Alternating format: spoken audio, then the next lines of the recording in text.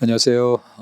올해 24년 1차 순경시험에 있었던 형사법 과목 해설을 좀 하겠습니다. 우선 전체적인 총평은 전에 한번 말씀을 드렸었는데 평이하게 나왔습니다. 뭐 특히 어려운 건 아니었고요.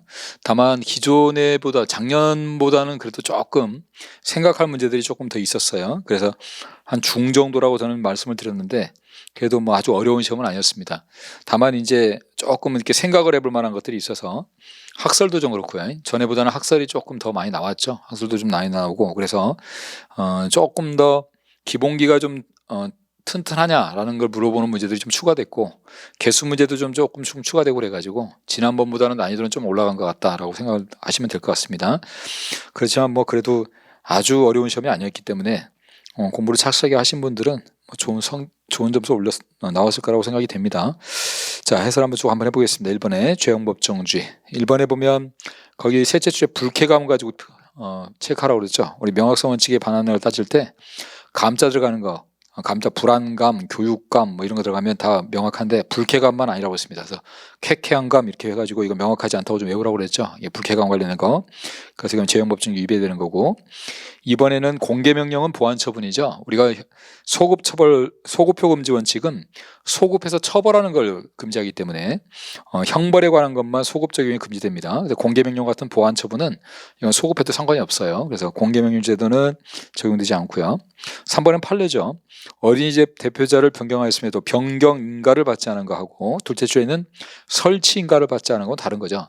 설치인가를 받지 않은 건 아예 설치 자체를 허락을 안 받은 거지만 변경인가는 설치는 받았는데 변경인가를 받지 않은 거니까 요도 두 개를 똑같다고 볼 수 없는 거죠. 똑같다 보면 죄형법주 위배되는 거고요.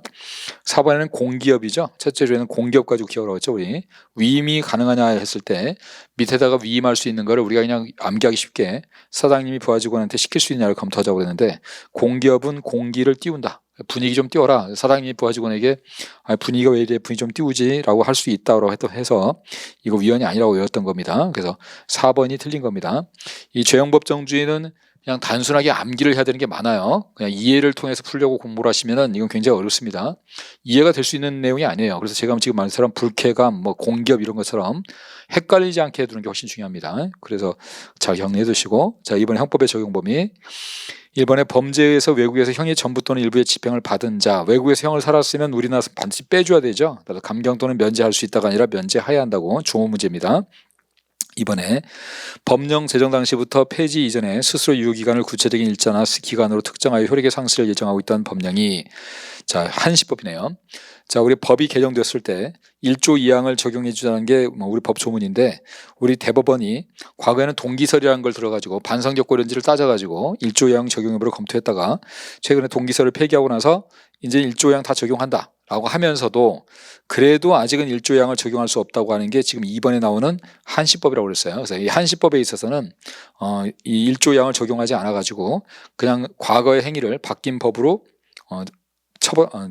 그 기존 법으로 처벌할 수 있다. 법이 없어졌다고 하더라도. 그래서 거기 내용 읽어보시면 자, 거기 셋째 줄에요. 그 유효기간을 경과함으로써 더 이상 효력을 갖지 않게 된 경우 유효기간 경과 전에 행해진 법령 위반 행위의 가벌성은 소멸하지 않는다고 보는 게 우리 판례 입장이에요. 왜냐하면 이게 한시법이기 때문에 유효기간이 정해져 있는데 만약에 이걸 유효기간이 법이 없어졌다고 그래가지고 처벌을 안 해버리면 유효기간이 가까워졌을 때 폐지가 얼마 안 남았을 때 일반 국민들이 다 법을 위반해버린다는 거죠. 따라서 그걸 처벌하기 위해서는 법이 폐지가 됐다고 하더라도 기존 걸 처벌하자라고 하는 게 우리 판례 입장입니다. 그래서 한시법은 1조 2항 적용을 하지 않고 처벌할 수 있다고 했었습니다. 중요한 판례였었고 3번에 재판이 확정된 후 나오면 확구집으로 외우라고 했죠. 이것도 조문 문제니까 확정된 후에 범죄를 구성하지 않으면 집행을 면제하는 것이지 둘째 줄에 있는 것처럼 구법보다 가벼워진 경우는 빠진다고 그랬습니다. 이거 들어가면 틀린다고 그랬죠. 그래서 확정, 구성하지 않는다, 집행을 면제한다. 자, 4번에 캐나다 시민권자인 갑이 자, 캐나다에서 했기 때문에 외국인이 외국에서 범죄를 저지른 경우는 우리나라 법을 적용하려면 5조의 보호주의와 6조의 보호주의 둘 중에 하나 해당돼야 되는데 5조의 보호주의는 역시 또 암기해야 되죠. 내동기외 유공문인 거기에 들어가야 되는데 여기는 사기죄죠. 요거는. 셋째 줄 보면 A를 기망했다고 되어 있으니까 사기죄니까 5조에 있는 내동기의 유공문인은 안 들어가요. 그럼 6조로 가야 되는데 6조는 개국행위였습니다. 개인적 법익과 국가적 법익이고 행위지 법률로 처벌이 돼야 되는데 사기죄는 개인적 법이 맞죠. 따라서 이건 개인적 법익이고 캐나다에서도 사기죄를 처벌할 거기 때문에 이건 우리 형법이 적용된다. 그래서 4번이 맞는 거죠. 뭐 어렵지 않게 다 푸셨을 겁니다. 이거 많이 했던 것들이라서. 3번에 고의. 자, 거기 1번에 목적적 범죄 체계라는 게 이번에 처음 나왔는데 이거는 기본기죠. 우리가 그 범죄 체계를 배울 때 과거에는 우리 형법이 구성요건과 위법성과 책임이 있을 때 그냥 단순하게 생각했던 거죠. 요 앞에는 행위다. 구성요건과 행위가 있었는가? 그 행위를 평가하는 거, 나쁜 짓이라고 평가할 수 있는가? 그 책임에 와서 나쁜 놈이라고 판단할 수 있는가라고 했기 때문에 사람의 생각은 여기서 됐단 말이에요. 그래서 고의가 여기에 있었습니다. 이게 옛날에 고전적 범죄 체계였는데 여기에서 바뀌면서 구위책으로 바뀌면서 목적적 범죄 체계로 바뀌었다고 그랬죠. 이 목적적 범죄 체계는 왜 목적이라고 말을 했냐면 구성요건 파트에 고의가 없었는데 드디어 구성요건 파트로 여기 있던 고의가 이 넘어와가지고 행위 당시에도 왜 그렇게 하는가를 확인하자라고 한다고 해서 목적적 범죄 체계라고 했어요. 그래서 이 목적이 우리가 말하는 고의를 뜻하는 거라고 그랬었잖아요. 그래서 목적적 범죄 체계에 가면 고의가 구성요건 파트로 넘어왔어요. 그래서 여전히 책임의 요소다라는 건 틀리는 거죠. 이건 뭐 기본기로 풀어야 되는 문제고요. 그 다음 2번에 고의가 성립하기 위해서는 행위자가 모든 객관적 구성요건에 해당하는 사실을 인식해야 하기 때문에 상습 도박죄에서 상습성은 고의 인식 대상이다라고 합니다. 우리 고의는 객관적 구성요건을 인식하는 것, 고객 이렇게 기억하자고 그랬죠. 그럼 객관적 구성요건을 인식해야 되는데 상습성은 객관적 구성요건이 아니에요. 이건 책임입니다. 따라서 요거는 고의 인식 대상이 아니라는 거. 그다음에 3번에 고의의 본질이라고 학설 중에 행위자가 결과 발생의 가능성을 인식하기만 하면 고의가 성립한다고 보는 견해에 따르면 인식 있는 과실도 고의로 인정될 수 있다. 물론 이게 학설이긴 하지만 사실 학설의 아주 기본적인 내용들은 국어 문제예요. 지금 인식하기만 하면 된다는 게 인식설이잖아요. 이 인식설은 인식이 있으면 고의가 있다고 보는 거니까 둘째 끝에 인식 있는 과실도 인식은 있잖아요. 그럼 인식 있는 과실도 인식설에 하면 고의가 돼버리는 겁니다. 이거는 사실은 국어 문제고 학설을 정확히 몰라도 풀 수 있는 문제인데 어쨌든 이렇게 3번에는 인식 있는 과실에 인식이 있기 때문에 인식설을 취하게 되면 이것도 인식은 있으니까 고의가 돼버릴 수 있다. 이렇게 되는 거죠.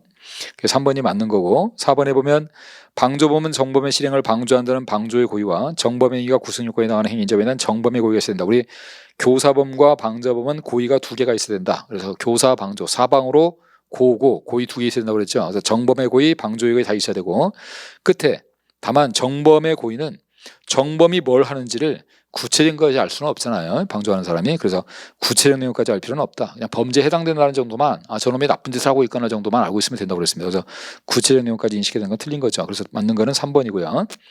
4번에 위법성 조각사유. 1번은 최신 판례에 나왔던 거죠.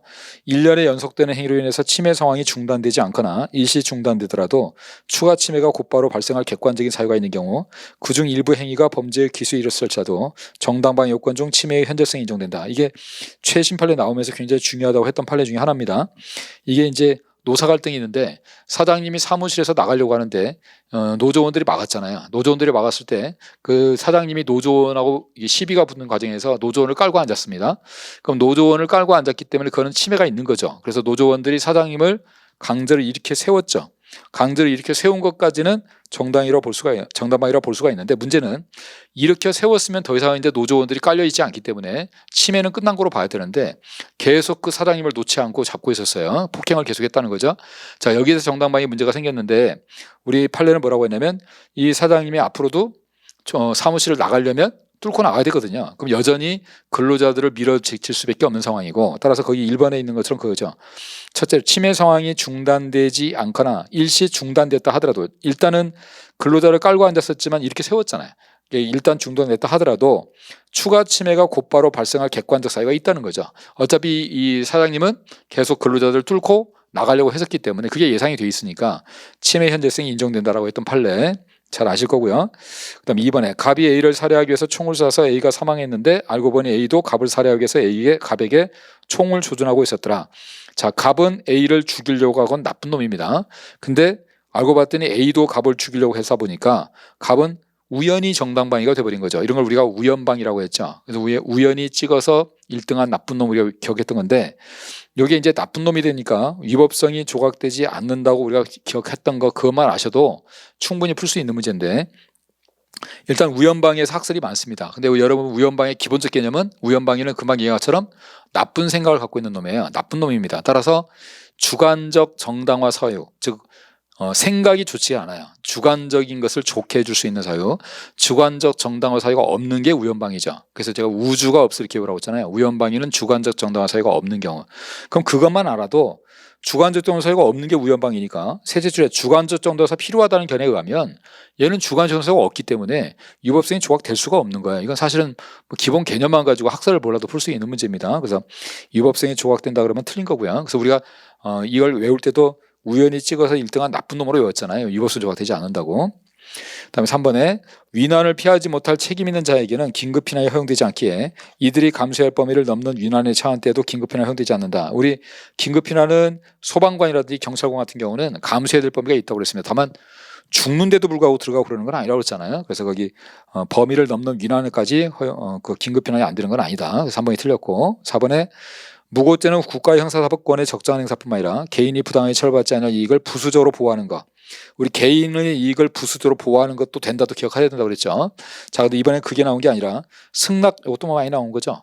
무고죄는 국가적법이기 때문에 승낙을 해도 유법성이 조각되지 않는다. 워낙 많이 나왔던 설문입니다. 답은 1번입니다.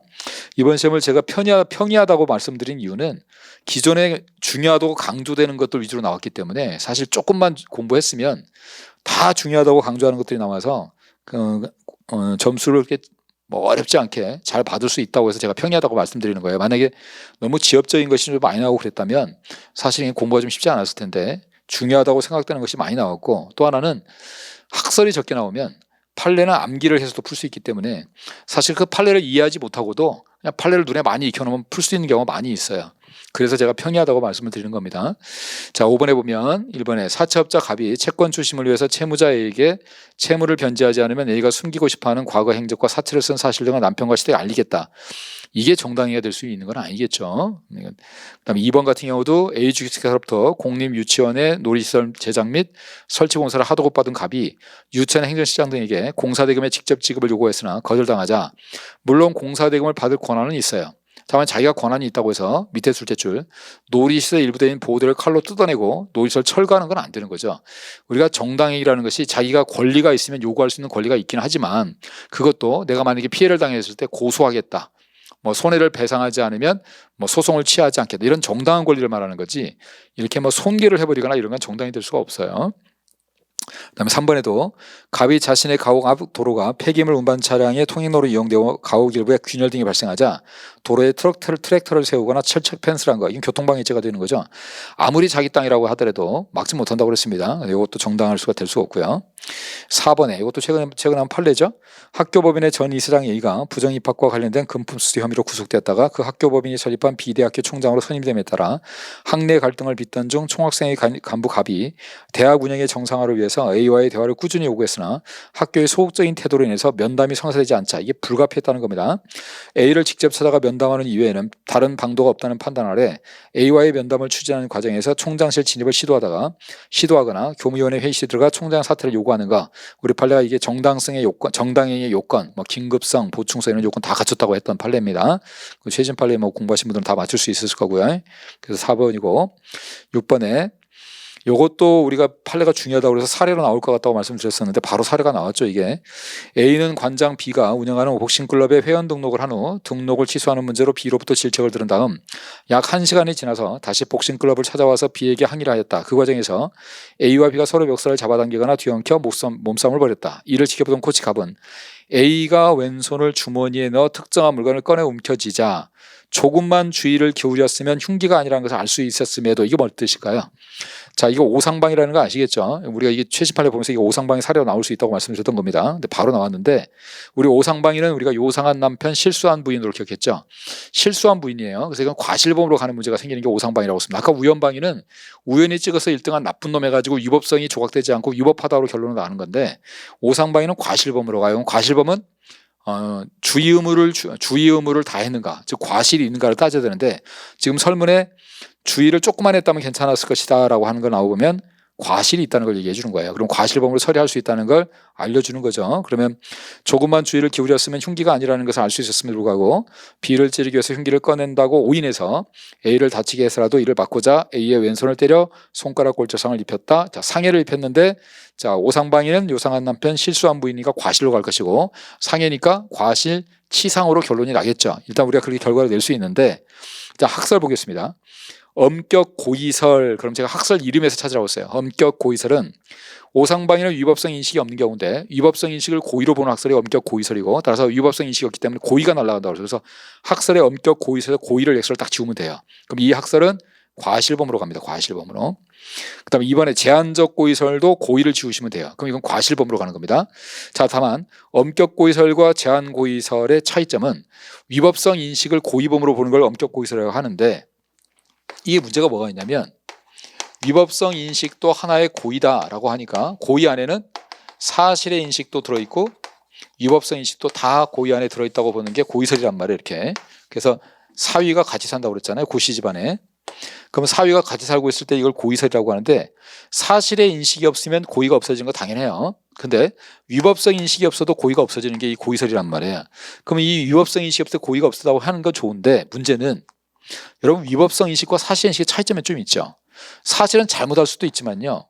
위법성 인식은 결국 뭐냐면 내가 하는 행동이 옳은 거냐 옳지 않은 거냐의 문제예요. 그러면 확신범 같은 거 한번 생각해 보세요.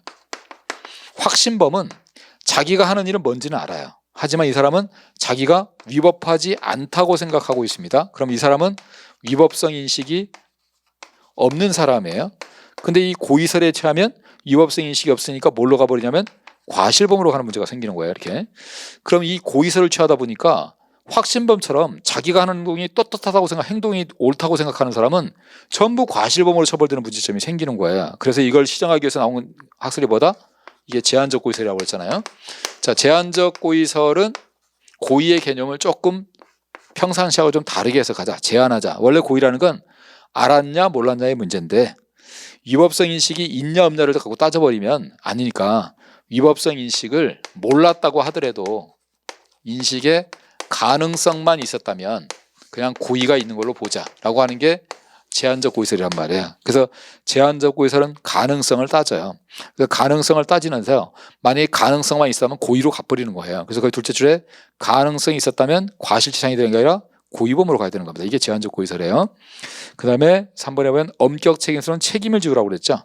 책임을 지우는 것이고 고의는 살아있다. 따라서 고의범으로 성립되고 책임만 조각될 수 있다.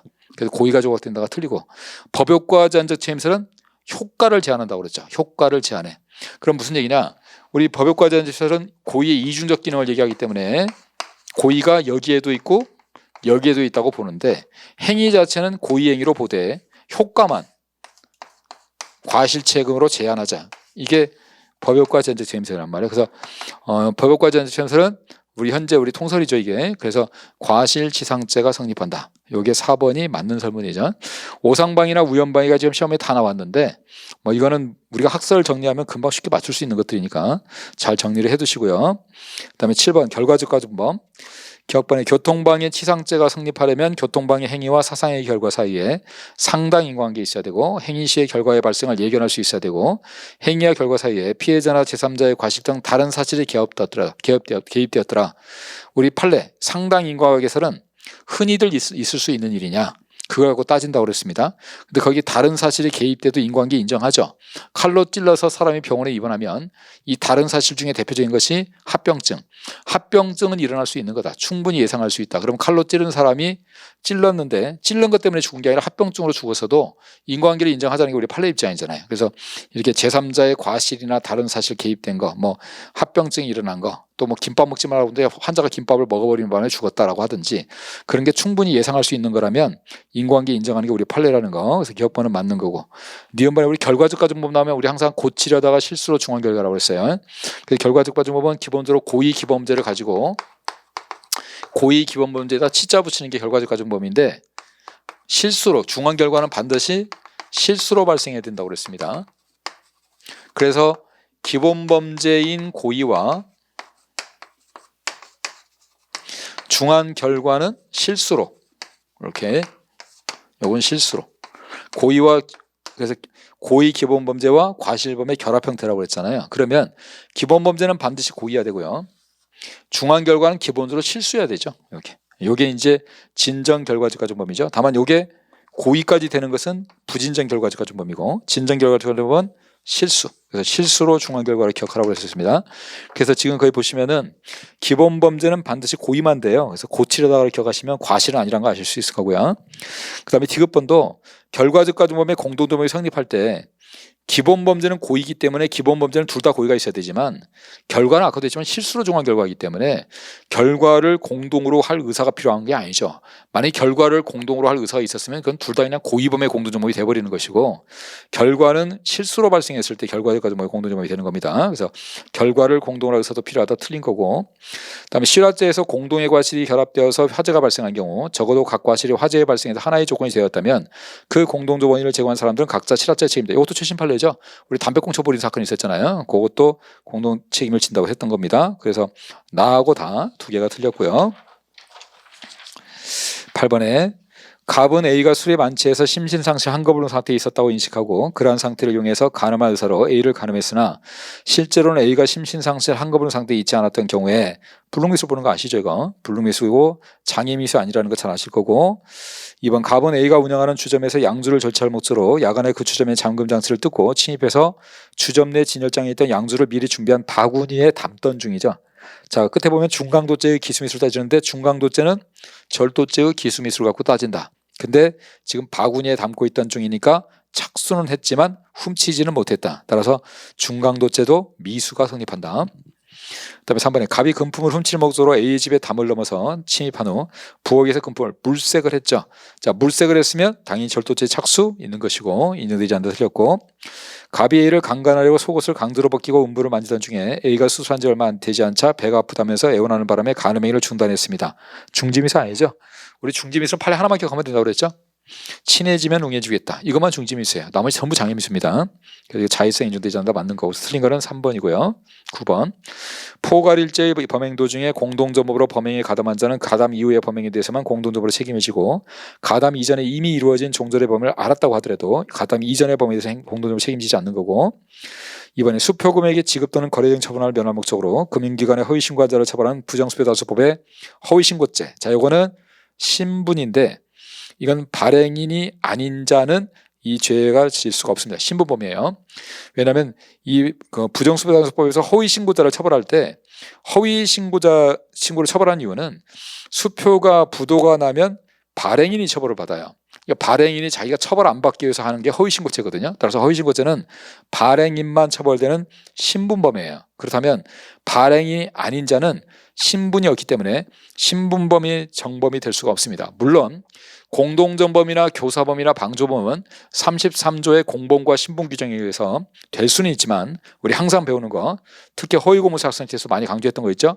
넷째 줄에 간접정범은 무조건 자기가 신분이 있어야 돼요. 간접정범은 자기가 신분이 없으면 절대 될 수가 없는 죄입니다. 따라서 발행인이 아닌 자는 신분이 없기 때문에 간접정범 형태로 부수법의 허위신고죄를 범할 수 없다. 이것도 뭐 잘 아시는 판례고, 3번에 비공무원 갑이죠. 역시 비공무원 갑이 소속 예비군 동대 방위병 의뢰에게 자신의 예비군 훈련에 불참했으나 예비군 훈련 참가 사실을 확인서를 발급했다는 취지의 부탁을 했습니다. 이 부탁을 하다 보니까 교사나 방조가 될 수 있는데 문제는 죄가 끝에 보면 허위공문서 작성죄라고 되어 있네요. 자, 허위공문서 작성죄도 신분범입니다. 허위작성권자로 기억하라고 했죠. 허위작성권자, 즉 허위공문서 작성죄는 권한이 있는 사람만 죄를 지을 수 있는 신분범이다. 그러면 허위공문서 작성죄 신분범인데 지금 첫째 줄 보면 비공무원 갑은 공무원이 아니기 때문에 신분이 없어요. 따라서 허위공문서 작성죄가 될 수가 없습니다. 다만 문제는 셋째 줄, 이 비공무원이 그 부탁을 누구 했냐면 을에게 부탁을 했고, 을은 작성권자인 동대장의 직무를 보좌한 을이었죠. 자, 보조공무원, 우리 기안84로 외웠습니다. 기안84, 기안 담당 공무원. 기안 담당 공무원은 권한은 법적으로는 없지만 실제로 기안을 담당하고 있기 때문에 사실상 작성권자라고 그랬어요. 그래서 이 기안 담당 공무원, 기안84도 권한자가 될 수 있다. 그래서 기안84는 무조건 처벌받는다고 했잖아요.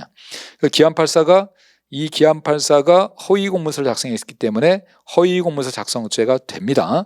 다만 그러면 허위공문서 작성죄가 기안84가 되면 공범, 자, 비공무원은 원래는 간접정범은 될 수 없지만 33조에 의해서 공동정범, 교사범, 방조범이 될 수 있기 때문에 따라서 비공무원도 기안84에게 공범, 교사를 했다거나 부탁을 했기 때문에 그 간접정범인 기안84의 공범이 될 수 있는 거죠. 역시 이것도 워낙 많이 강조됐던 판례이기 때문에 잘 아실 거라고 보고요.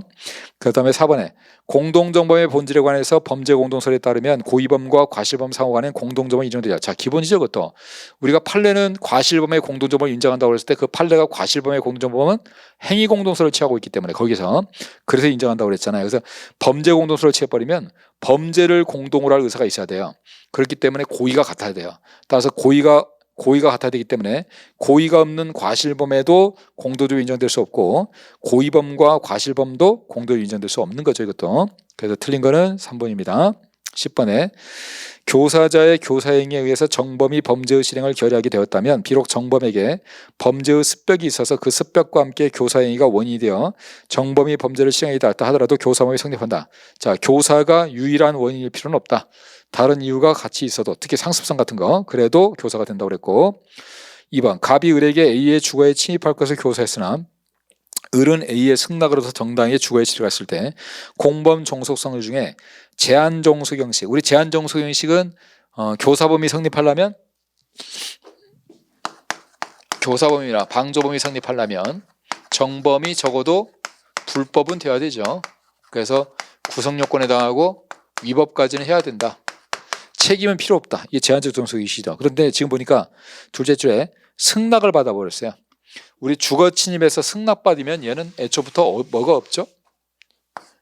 구성요건에 해당이 되지 않죠. 이건 승낙받고 들어가는 걸 침입이라고 할 수 없으니까. 따라서 당연히 교사범이 성립할 수 없는 것이고 이건 기본적인 문제고요. 3번에 도박이 습벽이 있는 갑이 습벽이 없는 을의 도박을 방조했을 때, 자, 우리 공범과 신분에 의해서 신분을 같이 갈 수 있냐라고 할 때 제가 공범과 신분은 B가 신에게 진정으로 기도했을 때, 즉 B가 김태희랑 살자고 김태희랑 살게 해달라고 신에게 진정으로 기도했을 때 그때 둘 다 신분을 가져갈 수 있다고 그랬습니다. 그래서 B 신분자가 신분자에게 교사 방조를 하고 그리고 이게 진정 신분범일 때 그때가 적용되는데 지금 보니까 신분이 있는 상습성이 있는 사람이 상습성이 없는 사람을 교사 방조하게 되면 같이 갈 수가 없어요. 그러면 쪼개집니다. 그러면 실제로 그냥 한 사람은 상습성이 없으니까 그냥 도박죄가 되는 거고 상습성이 있는 사람은 상습, 도박, 방조 이렇게 되겠죠. 그래서 거기 상습, 도박죄의 방조범이 성립하는 거 맞는 거고요. 그다음에 4번에 갑으로부터 A의 불륜관계를 이용해서 A를 공갈할 것을 교사받은 을은 A의 불륜 현장을 촬영한 후 그 사실을 갑에게 알렸으나 갑이 을에게 수고비를 줄 테니 촬영물을 넘기고 공갈을 단념하라고 만류했음에도 불구하고 그걸 거절하고 계속 공갈을 해버렸습니다. 자, 교사범은 사실상 그 사건을 주도한 놈이기 때문에 시킨 사람이잖아요, 최초로. 따라서 교사범이 공범관계에서 이탈을 하려면 자기가 안 하는 것뿐만 아니라 상대방을 내가 교사한 그 사람이 행동을 못하게 막아줘야 돼요. 그래서 이건 막지를 못했기 때문에 이탈했다고 볼 수가 없는 거죠. 그래서 틀린 거는 4번이고요. 7번의 죄수. 하나의 사건에 관해 한 번 선서한 증인이 같은 길에 여러 가지 사실에 관해서 기억에 반한 허위 진술했다. 우리 위증죄는 키워드가 선서 위반죄라고 했습니다. 양심에 반하는 걸 처벌하는 거기 때문에 선서의 개수예요. 따라서 한 번 선서했기 때문에 하나의 위증죄만 되죠. 그 다음에 하나의 행위가 서로 둘 이상의 구성요건을 실현하는 경우에는 상상적 경합이 성립하나 하나의 행위가 동일한 구성요건을 두 번 이상 실현하는 경우는 상상적 경합이 성립할 때, 이것도 정말 기본 문제잖아요. 우리가 상상적 경합이 동종의 상상적 경합이 있고 이종의 상상적 경합이 있잖아요. 같은 게 상상적 경합이 될 수도 있고 사람을 여러 명을 동시에 죽일 수도 있는 것이고 그 다음에 다른 거 사기와 배임을 동시에 할 수도 있잖아요. 그럼 동종도 있고 위종이 있는 건 너무나 당연한 거니까 이렇게 표현이 다르게 나왔을 때 헷갈리시면 안 돼요. 당연한 거고 그 이종인 경우 당연히 상상의 경험이 성립하는 겁니다. 다음에 3번 주식회사의 대표이사가 타인을 기망하여 회사가 발행한 신주를 인수하게 한 후, 자 여기 슬래시 딱 그어야 되죠. 자 타인을 기망해서 사기를 쳤습니다. 여기까지는 사기죄. 그로부터 납입받은 대금을 횡령했으면 이거는 횡령죄. 앞에 있는 사기죄의 피해자는 타인, 뒤에 있는 횡령죄의 피해자는 회사. 서로 완전 다릅니다. 불가불적 사후행위가 될 수 없어요. 새로운 피해가 발생하기 때문에 이건 별개의 횡령죄가 따로 성립하는 거고. 4번에 같은 날 무면허 운전행위를 여러 차례 반복한 경우 그 범위의 단일성 내지 개수성이 인정되지 않거나 범행 방법이 동일하지 않다면 무면허 운전은 범행은 실체를 경합이다. 이것도 우리 판례 문제이긴 하지만 사실 이건 기본 개념 문제잖아요. 우리가 포괄일죄가 되려면 단속 의사로 방해가 된다고 그랬습니다. 단일하고 계속된 의사로 동일한 방법이고 피해자도 같아야 돼. 근데 지금 둘째 줄에 단일성이 없다고 돼 있고 방법도 동일하지 않다고 돼 있기 때문에 묶을 수가 없어요. 묶을 수가 없기 때문에 그래서 실체적 경합입니다. 그래서 우리 무면허 운전이나 음주운전이 매일 날마다 죄가 한된다고 보는 이유는 단속 의사로 보기 때문에 그래요. 아침에 일어나서 내가 오늘 하루 종일 차를 타야지라는 같은 생각을 갖고 하루 종일 운전하기 때문에 그걸 하나로 보는 거지, 전혀 단일성이 인정되지 않아 버리면 아무리 같은 날이라도 죄가 두 개가 될 수 있는 겁니다. 이것도 최근에 나온 판례에서 언급됐던 내용이고요. 틀린 건 2번이고 12번. 형법의 범위 내는 공범자도 포함되므로 피고인의 소유물은 물론 공범자의 소유물도 공범자의 소취 여부를 불문하고 몰수할 수 있고, 여기서 공범자에는 공동전범, 교사범, 방조범에 해당하는 자는 포함되나 필요적 공범은 포함되지 않는다. 자, 필요적 공범도 당연히 공범에 포함 당연히 되죠. 그 다음에 2번. 형법의 범죄행위에 제공하려고 한 물건은 범죄행위에 사용하려고 준비했으나 실제 사용하지 못한 물건을 의미하며, 어떠한 물건을 범죄행위에 제공하려 한 물건으로서 몰수하기 위해서는 그 물건이 유죄로 인정되는 당해 범죄행위에 제공하려 한 물건이 인정된다.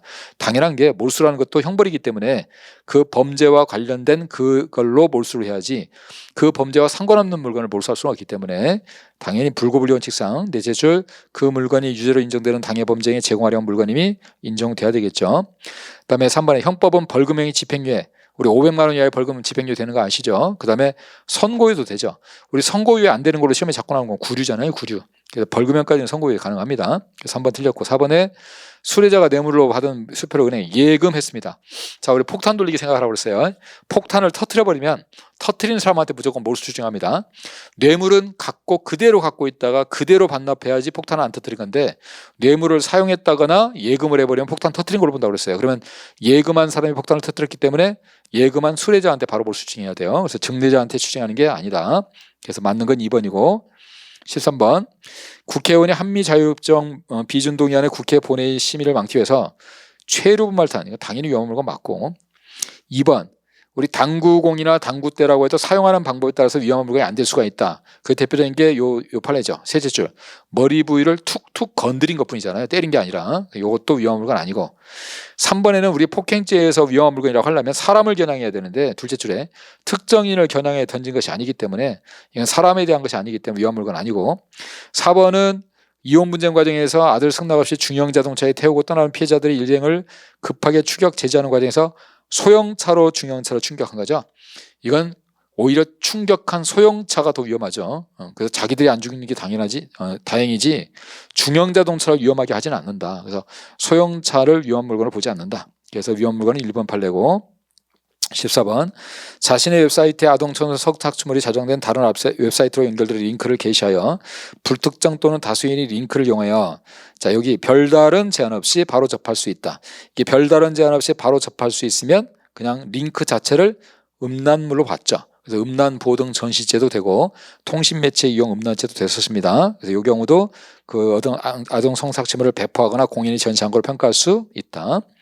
그다음에 지하철 환승 에스컬레이터에서 카메라폰으로 동영상을 촬영했는데, 자, 셋째 줄. 저장 버튼을 누르지 않았다. 저장 버튼을 누르지 않으면 기수냐 미수냐. 촬영은 끝났기 때문에 기수라고 그랬습니다. 미수 아니다. 그래서 2번 틀렸고, 15번. 3번 판례. 이거 워낙 중요한 판례라서 뭐 당연히 나올 거라고 그랬죠. 이거는 강제추행죄의 폭행 또는 협박의 의미에 있어서 폭행이 자체가 곧바로 추행에 해당하는 경우는 상대방의 의사를 억압할 정도의 것임을 요하지 않아 폭행 협박이 추행보다 시간도로 앞서서 그 수단으로 행해진 경우는 상대방이 한 거를 곤란하게 할 정도에 이르러야 된다. 이게 과거의 판례죠. 과거의 판례가 폭행행위 자체가 추행행위일 때는 대소강약을 불문한다고 했지만 그게 따로따로 이루어졌을 때는 곤란하게 할 정도가 돼야 된다고 했었는데 우리 판례 입장이었는데, 지금은 이제 우리 판례가 입장을 바꿔서 그냥 강제추행죄의 폭행협박은 일반 폭행협박과 똑같아. 그냥 유형력의 행사에 있으면 되는 것이고 꼭 한 거를 곤란하게 할 필요가 없다. 워낙 중요한 판례라고 강조가 됐던 판례입니다. 이거는 이건 어렵지 않게 푸셨을 거고, 그다음에 4번에 피해자가 술, 약물 등에 의해서 완전히 의식을 잃지 않았다고 하더라도 그와 같은 사유로 정상적인 판단 능력과 대응 조력을 행사할 수 없는 상태라면 심신상시 한거불능으로 봐야 된다. 그래서 볼 수 없다가 틀린 거고요. 자, 10번의 명예훼손죄. A대학교 총학생회장인 가비 총학생회 주관의 농활 사전 답사 과정에서 B를 비롯한 학생의 임원진의 음주 문제.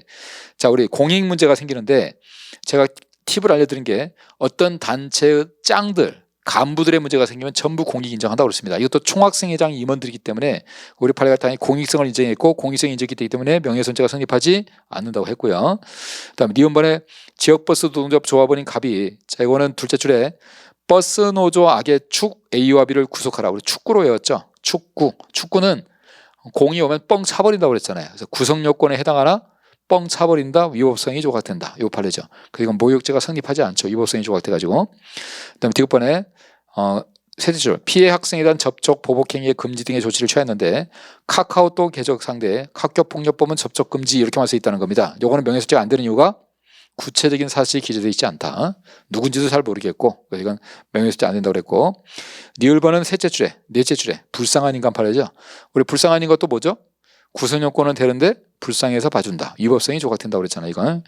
사실 명예훼손죄가 어렵게 나오려고 하면, 경험훼손이나 모욕죄가 어렵게 나오려면 구성요건 조각이냐 위법성 조각이냐를 물어볼 수도 있어요. 실제 그렇게 나온 적도 있었고, 근데 이번에는 그냥 쉽게 나왔습니다. 그냥 되느냐 안 되느냐만 물어봤기 때문에 결과만 잘 기억하시면 되는데, 그래서 정확하게 기억하시려면 니은번 같은 경우는 축구니까 악의 축 구속하라. 이건 구성요건은 되는데 위법성이 조각되는 거고, 디귿은 아예 구성요건 자체가 안 되는 거고, 니을번은 불쌍한 인간은 구성요건 되는데 봐주는 거. 뭐 이런 것들, 뭐 기레기 이런 것들 있잖아요. 같이 잘 분류를 해서 헷갈리지 않게 해놓으세요. 그래서 나다라 세 개가 틀렸죠.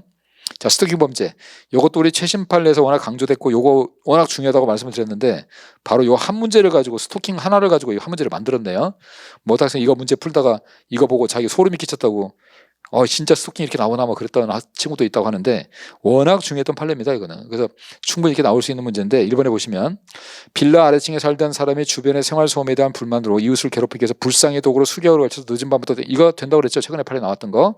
그래서 이거는 스토킹 범죄가 되는 거였고, 특히 2번하고 3번도 제가 강조 많이 했었잖아요. 2번에 전화를 걸어서 상대방이 휴대전화에 벨소리가 울리게 하거나 부재중 전화 문구 등이 표시되도록 해서 상대방에게 불안감이나 공포심을 일으키는 행위는 실제 전화통화가 이루어졌는지 상관없이, 왜냐하면 스토킹에서는 음향이나 글이나 부호가 도달이 되기만 하면 된다고 그랬어요. 도달이 되기만 하면 된다. 그래서 거기 4번 판례처럼 4번처럼 그 셋째 줄 불안감 공포심을 일으켜 충분한 정도로 평가되는 경우라도 상대방이 현실적으로 불안감 공포감을 느껴야 되는 건 아니다. 그건 느껴야 되는 건 아니고 위헌범입니다. 위헌범이라고 했고, 그래서 이게 도달만 되면 되는데 2번 판례로 와서 벨소리가 울리게 하거나 부재중 전화 문구에 표시되야 되는 것도 결국 벨소리도 음향이고, 부재중 전화 문구란 건 뭐라고 그랬어요? 누군가가 당신과 통화를 원하고 있었다. 이런 표현이라고 했단 말이에요. 이런 것들이 다 도달이 됐기 때문에 실제로 전화통화 없었다고 하더라도 이 자체만 가지고도 스토킹 행위에 해당이 된다. 그 3번도 마찬가지. 전화통화 당시 아무런 말을 하지 않았다고 하더라도 둘째 줄 벨소리가 울린다는 건 뭐라고 했어요? 누군가가 너랑 통화를 원하고 있다. 그 다음에 셋째 줄 발신자 전화 표시. 이것도 마찬가지. 누군가가 이 사람이 너와 통화를 원하고 있었다. 이런 그 부호, 글이나 부호가 도달된 걸로 볼 수 있기 때문에 실제로 말을 하지 않았다 뭐 이렇게 하더라도 다 스토킹 해당이 된다고 그랬었습니다. 그래서 3번은 틀렸고요. 4번에는 위헌범이기 때문에 또 틀린 거예요. 그래서 맞는 거는 2번이고요. 이번에 최신 판례가 굉장히 많이 나왔죠. 많이 나왔는데 다 중요하게 강조한 것들만 나와서 사실 뭐 그렇게 어렵지는 않았을 거라고 생각이 됩니다. 앞으로도 최신 판례는 계속 많이 나올 거니까 최신 판례는 저희들이 최신 판례 강의도 따로 하고 OX로 따로 문제도 따로 풀게 하기도 하고 극최신 판례 따로 하기도 하고 막 그랬는데 그 최신 판례는 소홀하게 하지 마시고 앞으로도 중요하니까 꼼꼼하게 잘 해두세요. 자, 17번에 재산죄. 너무 쉬운 게 나왔죠. 1번에 우리 컴퓨터 사용 사기죄, 배컴이죠. 배임죄하고 컴퓨터 사용 사기죄는 이익만 된다. 그래서 재물은 안 되는 거죠. 이번에 절도죄는 재물만을 객천한 재물이지만 강도죄, 강도, 사기, 공갈, 강사공. 강사공은 배를 타고 왔다 갔다 할 수 있기 때문에 재물도 되고 이익도 된다. 그렇게 배웠던 거. 그 다음에 3번에 형법상 친족상들의 규정은 특경법으로 가중처벌돼도 그 범죄의 성격은 변하지 않기 때문에 똑같이 친족상들에 적용된다. 그 다음에 4번에 인지는 소급표가 있다고 그랬죠. 인지의 소급표는 친족상들에 관한 규정에 적용이 더 미친다고 봤기 때문에 인지가 범행 후에 이루어졌다고 해도 소급해서 언제부터 내 아들이다? 태어났을 때부터 내 아들이다. 이게 소급표가 인정된다고 그랬습니다. 그래서 친족상들의 규정 적용된다. 자, 18번. 예금 통장을 무단 사용하고 예금 인출한 후 바로 통장을 반환했습니다. 자, 우리가 원상회복, 반납을 해서도 죄가 되는 경우가 있었습니다. 반납을 해도 죄가 되는 경우가 오래됐으며 오래된 내 반납하는 경우. 가치를 쏙 빼먹고 반납하는 경우, 우리 아메리카노 싹 빼먹고 껍데기만 주는 거 이런 거. 그다음에 다른 곳에 반납하는 경우, 오가다 그랬죠.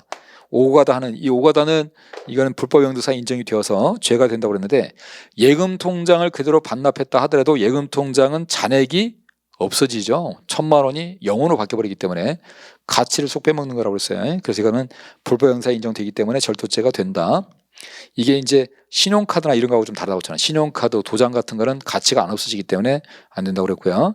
자, 2번 강간범이 강간행위 계속 중에 강도행위를 했답니다. 우리 강도강간죄는 강도가 강간을 해야 되는데, 강간행위 계속 중에 강도를 했다면 강도 끝나고 나서 강간을 했겠죠. 그러면 강도가 강간한 것이 되기 때문에 강도강간죄가 된다고 그랬고요. 그다음에 형법상 권리자의 동의 없이 타인의 자동차 일시 사용하는 거 사용절도죠. 여기 오토바이도 들어가죠. 원동기 장치하는 것도 포함이 된다. 그다음에 갑이 2024년 1월 1일 15시 40분경에 자, 대낮이란 뜻입니다. 낮에 주거에 침입했고 저녁에 훔쳤네요. 우리 야간 주거 침입절도죄가 되려면 침입 자체가 야간이어야 되죠. 낮에 들어갔기 때문에 야간 주거 침입절도 성립하지 않는다. 그래서 4번이 맞고요. 19번 배임죄. 우리 배임죄에서 담보 나오면, 제가 노담배 결하고 있죠. 노담배. 담보죄 나오면 배임죄 안 된다고요. 특히 채무자일 때. 그 담보 나오면 일단 채무자는 채권자한테 빨리 봐서 채무자가 무조건 죄 안 돼요. 그래서 1번도 보니까 채무자 금전 채무를 담보하기 위해 아무 죄도 안 됩니다. 이거는. 그래서 배임죄 기준으로 성립가 틀린 거고. 2번에는 이중매매죠. 수분양권 매도인 갑이 수분양권 매매 계약에 따라 매수인 A에게 수분양권을 이전할 의무를 이행하지 않고 수분양권 또는 이에 근거해서 향후 소유권을 취득하는 데 개될 목적물을 미리 B에게 처분해 버렸어요. 자, 이중매매 중에서 배임죄가 되는 건 부동산밖에 없다고 그랬습니다. 따라서 이 분양권 같은 권리, 뭐 동산, 자동차 전부 배임죄 안 돼요. 배임죄 된다고 틀린 거고. 3번에 A주택사 대표이사인 갑이 대표권을 남용하는 등 임무에 위배해서 A주택사 명의 약속을 발행했습니다. 자, 약속음은 약통기 기각을 했죠. 약속음은 발행을 하고 그 사정을 모르는 이에게 교부했네. 교부했으면 뭐가 됐어요? 유통이 됐잖아. 그럼 약속음이 유통됐으면 바로 기수. 그 뒤에 채무가 이행되고 안 되고는 아무 의미가 없죠. 이거 함정이 이런 데 속으시면 안 돼요. 유통만 되면 바로 기수기 때문에, 채무가 이행되지 않았기 때문에 뭐 거기에 속으시면 안 되고, 약통기, 약속음은 유통되면 바로 기수예요. 기수. 그래서 3번을 맞고. 그다음에 4번에 갑이 A로부터 18억 원을 차용하면서 담보, 또 담보 나왔네요. 자, 담보로 갑소의 아파트에 A명의 전담권을 설정해 주기 위해서 다른 사람한테 했다. 아무것도 안 된다. 채무자는 아무 죄도 안 된다. 노담배입니다. 19번은 3번이고요. 20번 횡령죄. 횡령죄의 본질에 관한 영득행위설. 영득행위설은 영득의사가 있어야 된다는 게 영득행위설이기 때문에 둘째 주인 것처럼 일시 사용하거나 손괴하거나 은닉하는 것은 영득이 없어요. 그래서 횡령죄가 안 된다는 게 영득행위설. 그래서 우리가 남의 아메리카노를 갖고 있다가 자기가 먹어버린 건 영득행위가 있으니까 횡령죄가 되지만 땅에다 부어버린 건 횡령죄가 안 된다고 그랬잖아요. 이거는. 자, 이번에 보관자도 업무자도 아닌 갑이 위탁받은 재물의 보관자인 동시에 업무자인 을의 횡령을 방조했습니다. 자, 요거네요. 보관자도 아닌 사람이 보관자를 방조했잖아요. 이렇게 방조. 그럼 B가 신에게 됐죠. 방향됐고. 다만 진정신분이 아니라 뭐다? 업무상행죄니까 부진정이네. 그럼 부진정이 나오면 무조건 되는 게 아니라 학설과 판례가 나눠진다. 근데 우리 판례는 어떻게 한다고 그랬죠? 죄명은 같이 가고 처벌만 따로 간다. 그래서 B가 신에게 기도를 했는데 장난으로 부진정으로 기도를 하게 되면 같은 집에 살되 각방서라 그랬잖아요. 같은 집에 살되 각방서라. 그럼 지금 문제가 성립을 물어봤잖아요. 성립한다로 물어봤기 때문에 죄명 물어본 거예요. 처벌된다가 아니라 성립한다기 때문에 죄명이니까 죄명은 같이 가야죠. 그래서 같이 가야니까 갑도 업무상 횡령죄가 되죠. 그래서 업무상행죄의 방조범이 성립한다죠. 그다음에 3번에 주주나 대표이사 그에 준해서 회사 자금의 보관이나 운영에 관한 사실상의 사무를 처리한 자가 회사 소유 재산을 제3자의 자금 조달을 위해서 담보로 제공하는 등 사적인 용도로 쓰면 당연히 횡령죄고, 주주총회나 이사회 결의 상관없다고 그랬습니다. 이거 있었어도 횡령죄 되는 것이고. 그다음에 건물의 임차인 갑이 임대인 A에 대한 임대차 보증금 채권을 다 B에게 양도했는데도 A에게 채권 양도 통지를 하지 않고 A로부터 남아있던 보증금을 반환하여 보관하던 중 써버린 거. 채권 양도도 아무 죄 안 된다고 그랬습니다. 판례가 바뀌어서 채권 양도 통지 않고 지가 받으면, 변제받으면 무조건 변제받은 사람 거 되기 때문에 자기 돈이고, 자기 돈이니까 횡령죄 당연히 안 되는 겁니다. 채권 양도 통지는 횡령도 아니고 배임도 아니다. 결과만 잘 기억하셔도 이건 틀린 문제가 아닙니다. 그래서 틀린 건 3번이고. 자, 21번에 정상적으로 발급받은 신용카드를 소지한 카드 회원 갑이 일시적인 자금 군색 등의 이유로 그 채무를 일시적으로 이행하지 못하게 되는 상황이 아니라 이미 과다한 부채 누적 등으로 신용카드 사용이나 대출금 채무를 변제할 의사 능력이 없으면 사기죄죠. 자, 2번 갑이 현금카드 소유자 예로부터 강취한 겁니다. 제가 카드 나오면 자기 카드는 사기죄 포괄해서, 남의 카드는 행위마다 각각 별개의 죄, 그 다음에 남의 카드라고 해도 포괄일죄가 되는 경우는 갈취하거나 편취했을 때. 근데 2번 보니까 갈취가 아니라 강취죠. 강취는 그냥 남의 카드입니다. 그럼 남의 카드는 전부 다 별개의 죄. 따라서 현금카드 강취한 건 강도죄, 그 현금 지급해서 예금 인출한 건 현금 지급해서 예금 인출은 현금 지급과 금고라고 그랬잖아요. 금고에서 돈 빼는 거니까 무슨 죄? 절도죄. 따라서 강도죄 따로 절도죄 따로 돼야 되죠. 뭐 쉬운 문제 나왔고, 3번에는 편취한 현금카드라고 되어 있기 때문에 그냥 포괄해서 하나의 죄가 되는, 그냥 하나의 사기죄만 되는 겁니다. 따라서 별도로 현금 인출행위는 절도죄에 해당하지 않는다. 그래서 사기하고 공갈은 사공에게 줘야 한다. 처분행위 줘야 한다. 처분행위가 있기 때문에 이거는 그냥 전체를 하나로 묶어서 그냥 사기 공갈로 간다고 그랬습니다. 4번에 여신점은 금융업보사 신용카드 부정사용죄. 자, 부정사용이란 말 나옵니다.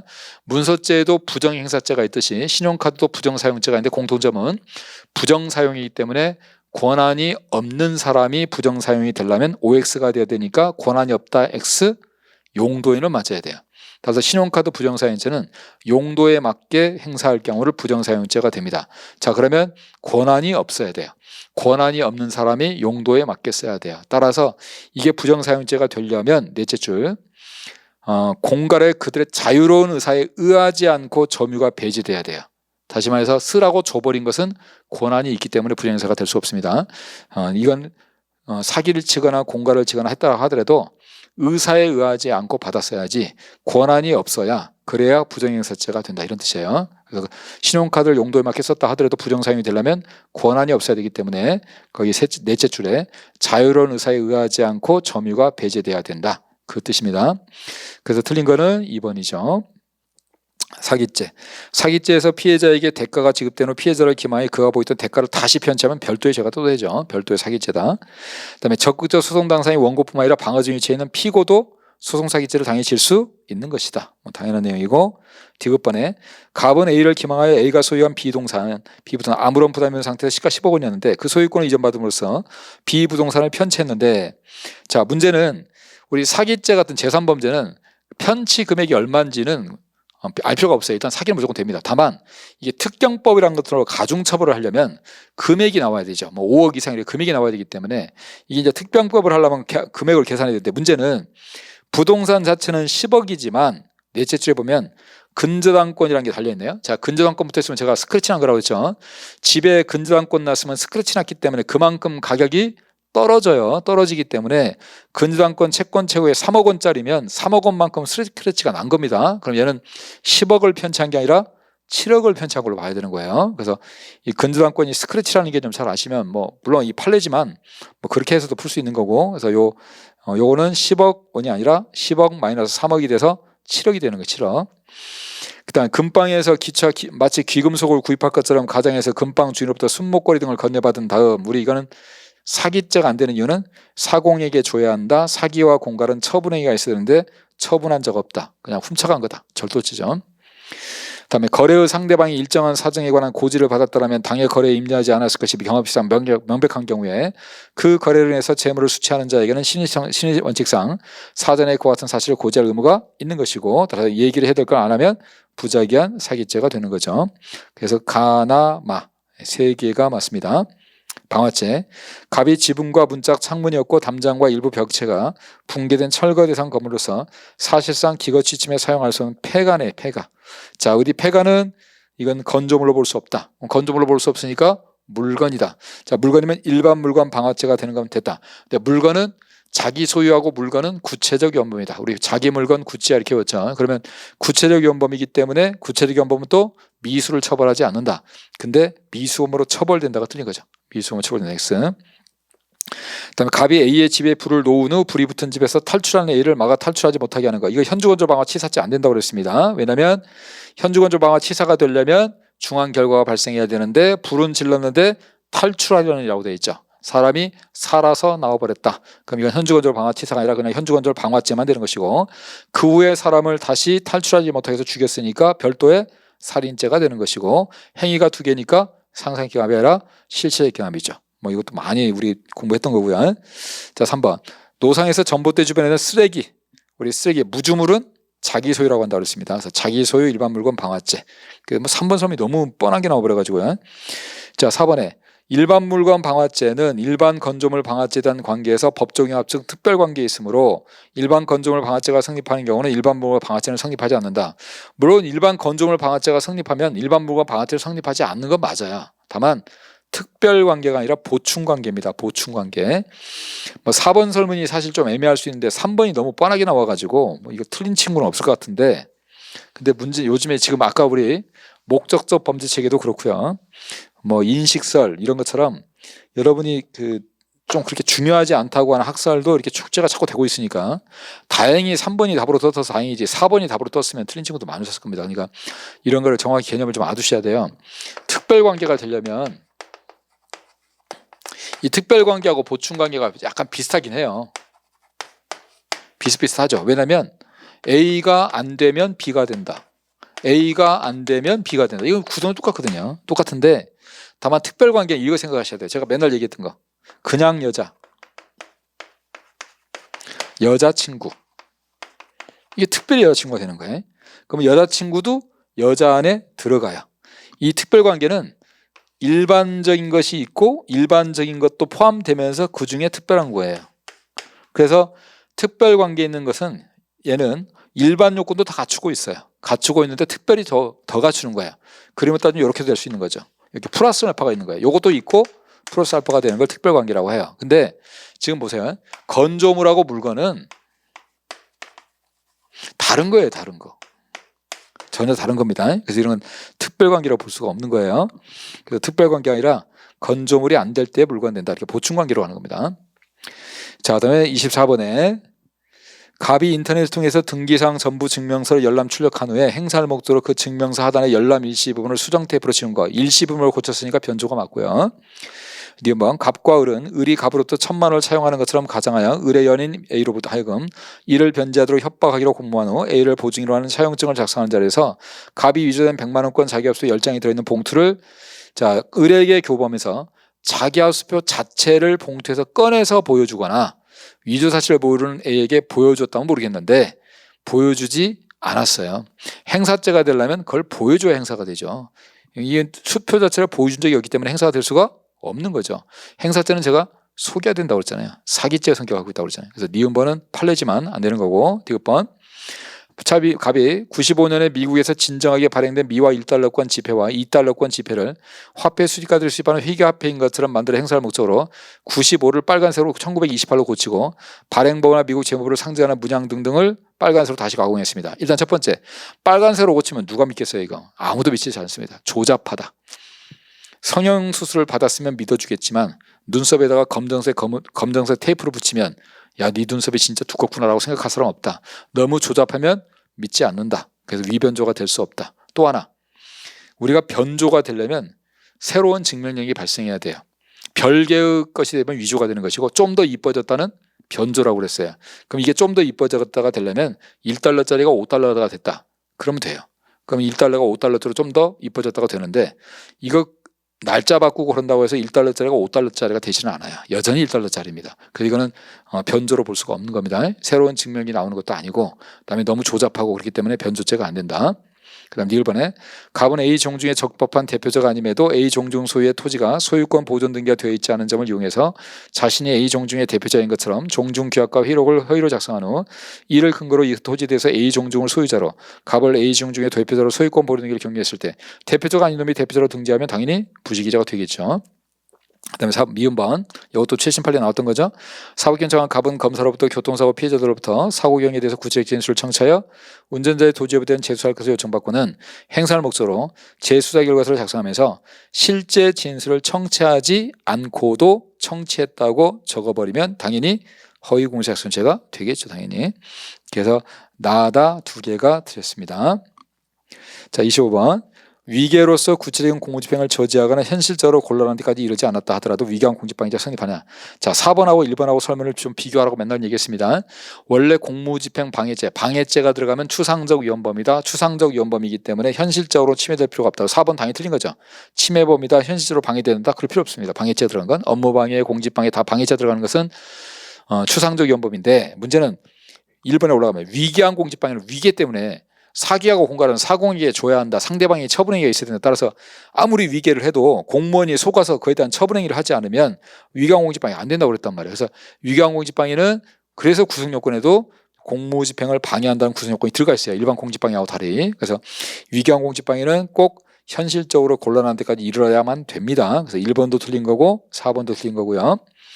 자, 2번에 공무원 갑이 출원인이 어업허가를 받을 수 없는 자라는 사실을 알면서도 그 직무상의 의무에 따른 적절한 조치를 취하지 않고 오히려 부하 직원으로 하여금 어업허가 처리 기한문을 작성하게 한 다음 스스로 중간 결제를 하는 등 위계로서 결제권자의 최종 결제를 받았으면 위계한 공직방해가 되고요.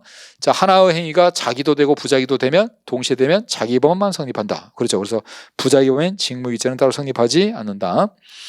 3번 갑과 A가 주차 문제를 언쟁을 벌이던 중 112 신고를 받고 출동한 경찰관 P가 A를 때리려는 갑을 제지하자 갑이 자신만 제지를 당하는데 화가 나서 경찰관 때리면 당연히 공직방해 되죠. 이거 판례죠. 그래서 맞는 거는 2번. 자, 26번.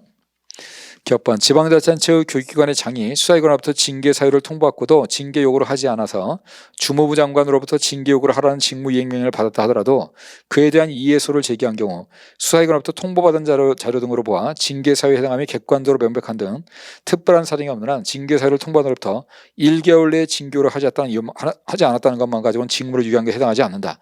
우리 직무유기죄는 유기, 직무를 버릴 정도 돼야 된다. 즉 버려버린다. 나는 이거 안 해. 거부하거나 버릴 정도가 돼야 되지, 하기는 했는데 불성실하게 했다거나 이유가 있으면 직무유기죄가 안 돼요. 요거는 이게 지금 교육기관장이 징계를 해야 되는 건데 그 당시에 이슈가 많았다고 했잖아요. 이걸 과연 징계를 해야 되는지도 문제가 많았고 또 재판 진행 중이었기 때문에 재판 결과 보고하겠다라고 한 거기 때문에 이거 직무유기 안 된다고 했고요. 그다음에 2번 공무원이 수수 요구 약속한 금품에 그 직무행위에 대한 대가로서의 성질과 직무행위에 대한 외의 행위에 대한 사료 성질이 불가분적으로 결합되어 있으면 전부를 받은 걸 보는 겁니다. 이것도 당연히 판례고, 법령에 의한 임명권자에서 임용되어 공무에 종사해서 온 사람이 나중에 임용 결격자이 밝혀졌다. 어쨌든 국민들이 봤을 때는 임용 결격자도 공무원으로 보이기 때문에 당연히 수뢰죄로 처벌해야 된다. 수뢰죄의 주체인 공무원이 될 수 있다. 없다 틀렸고, 직무유기죄는 공무원이 법령 내규 등에 한 추상적 충분 의무를 태만히 하는 일체의 경우에 성립하는 것이 아니므로 어떤 행위로든 직무집행 의사로 자신의 직무를 수행한 경우 그 직무집행의 내용이 위법하다고 평가되는 점만으로는 유기죄 성립 인정할 수 없다. 아까도 했지만 직무유기죄는 불성실하다, 위법하다 이런 거 갖고 되는 게 아니라 직무 자체를 거부하거나 버려버릴 정도가 돼야 된다고 그랬습니다. 그래서 디귿만 틀렸죠. 그래서 OX 형태로 나온 게 1번이죠. 저는 진짜 제일 나오면 안 되는 형태가 이런 형태라고 생각하는데 이렇게 OX 형태로 나오면 사실 이거 찍어서 맞출 수가 있잖아요. 뭐 하나만 알아도 OX 쭉 분석해보면 이게 답이구나 나올 수 있는데 이런 문제를 왜 내는지 잘 모르겠어요. 정말 이런 문제는 안 냈으면 좋겠는데 이건 평가를 하려고 하는 게 아니라 그냥 구색 맞추기 위해서 한 문제 내는 것 같은데 이런 문제는 절대 정말 나오면 안 된다고 생각합니다. 저는 이건 실력을 측정하는 게 전혀 아니라 그냥 찍어서 문제를 맞출 수 있게 만들어주는 그런 문제는 있으면 안 된다고 봅니다. 자, 어쨌든 1번이 답이고요. 27번 범인 스스로 도피하는 행위는 처벌되지 않으므로 범인이 도피를 위해서 타인에게 도움을 요청하는 행위 역시 도피행위의 범죄에 속하는 한 처벌되지 않는다. 즉 도움을 요청하는 거라면 그게 자기가 도움을 요청하는 행위가 자기가 도망가라고 본다면, 그래서 내가 도망가기 위해서 돈이 필요하다, 내가 도망가기 위해서 차가 필요하다고 얘기하는 건 도움을 요청하는 행위이기 때문에 교사범으로 처벌하지 않는다고 그랬어요. 다만 셋째 줄 범인이 타인으로 하여금 허위의 자백을 하게 하는 것은 엄마가 내 대신 죽였다고 해줘 라고 해버리면 교사죄가 된다고 그랬습니다. 이거는 그래서 교사로 처벌할 수 없다 그러면 X. 직권남용 권리행사방해죄는 제가 나오면 직권남용 슬래시 긋고 권리행사방해 따로 읽으라고 했습니다. 꼭. 그래서 직권남용죄이긴 하지만 뒤에 권리행사방해가 꼭 붙어있다는 거 기억하시고, 따라서 직권을 남용했다는 것만 가고 죄가 되는 게 아니라 뒤에 있는 권리행사방해도 있어야 된다. 그래서 셋째 줄에 보면 직권을 남용해 현실적으로 다른 사람에게는 법령상 의무일을 하게 하거나 다른 사람의 구체적인 권리행사를 방해하는 결과가 발생해야 된다. 그리고 이 직권남용과 권리행사방해는 서로 연결이 돼야 되니까 결과 발생이 직권남용이 일어난 것이어야 된다 그랬고요. 3번에 150조 1항의 범인도피죄에서 죄를 범한 자라 함은 범죄의 혐의를 받아서 수사 대상이 되어 있는 자를 포함하고 벌금 이상의 형에 해당하는 자를 범한 자라는 걸 인식하면서도 도피하게 한 경우는 수사 대상이 되어 있지 않더라도 된다고 그랬죠. 범인도피죄하고 증거별 나오면 아들이 사람을 죽여놓고 엄마한테 와가지고 엄마가 죽였다고 해줘. 범인도피 교사죄. 엄마가 버려줘. 증거인멸 교사죄. 그렇다고 그랬습니다. 다만 아들이 죽이자마자 그날 오기 때문에 아직 경찰이 수사를 하지 전이라고 하더라도 범인도피죄가 교사범이 될 수 있다고 그랬습니다. 그래서 다 된다는 거. 그래서 수사 대상이 되어 있지 않더라도 범인도피죄 성립합니다. 그다음에 4번에 증인의 증언은 전부를 일체로 관찰 판단하는 것이므로 선사한 증인이 일단 기억에 반한 허위 진술했더라도 신문이 끝나기 전에 처리하는 것. 사람의 말은 끝까지 들어보자. 따라서 증인석에서 내려오기 전까지만이라도 처리를 하면 위증죄가 되지 않는다. 이게 무고죄하고 다른 점이 없어. 무고죄는 고소장을 제출해버리면 그 자체로 나중에 고소장 돌려받아도 무고죄가 되지만 위증죄는 말은 끝까지 들어보자. 그래서 증인석에서 내려오기 전까지만 고치면 위증죄가 안 된다고 그랬습니다. 그 답은 1번이고요. 28번. 친고죄의 공범 중 1인 또는 수인에 대한 고소 또는 그 취소는 다른 공범자에 대해서도 효력이 있고 여기에 공범에는 형법 총칙상의 공범뿐만 아니라 필요적 공범도 포함된다. 자, 28번부터는 형소법 문제입니다. 여기부터 형소법입니다. 자, 격번에 친고죄의 공범 중 1인 또는 수인에 대한 고소나 취소는 다른 공범의 효력이 있고라고 되어 있는데 주관적 불가분 원칙이죠. 그리고 형소법은 임의적 공범, 필요 공범 구분하지 않는다고 그랬습니다. 다들 필요 공범 당연히 포함되고 조세범처벌법에 따라 범칙 사건에 대한 고발이 있는 경우에 그 고발의 효력은 범칙 사건에 관련된 범죄 사실 전부에 미치고 하나의 범죄 사실의 일부에 대한 고발은 당연히 전부의 효력이 있는 것이고 객관적 불가분 원칙. 친고죄에서 고소불가의 원칙은 방위사법죄는 적용되지 않고 적용된다 X. 그다음에 고소인이 수사에 관해서 법대로 처벌하되 관대한 처분을 바란다. 처벌해달라는 거죠, 이거. 취소가 아니라는 거. 그다음에 고소는 서면 또는 구술로 검사 또는 사법경찰관을 하는데 홈페이지에다가 그냥 철저히 조사해달라고 한 것만 가지고는 고소가 안 된다고 그랬습니다. 그래서 다하고 마 두 개가 틀렸고요. 29번. 구속영장 발부에 의해서 적법하게 구금된 피해자가 피의자 신문에 대한 출석 요구에 응하지 않으면서 수사기관 조사실에 출석을 거부하는 경우 수사기관은 구속영장 효력에 의해서 피의자를 조사실로 구인할 수 있는 거죠.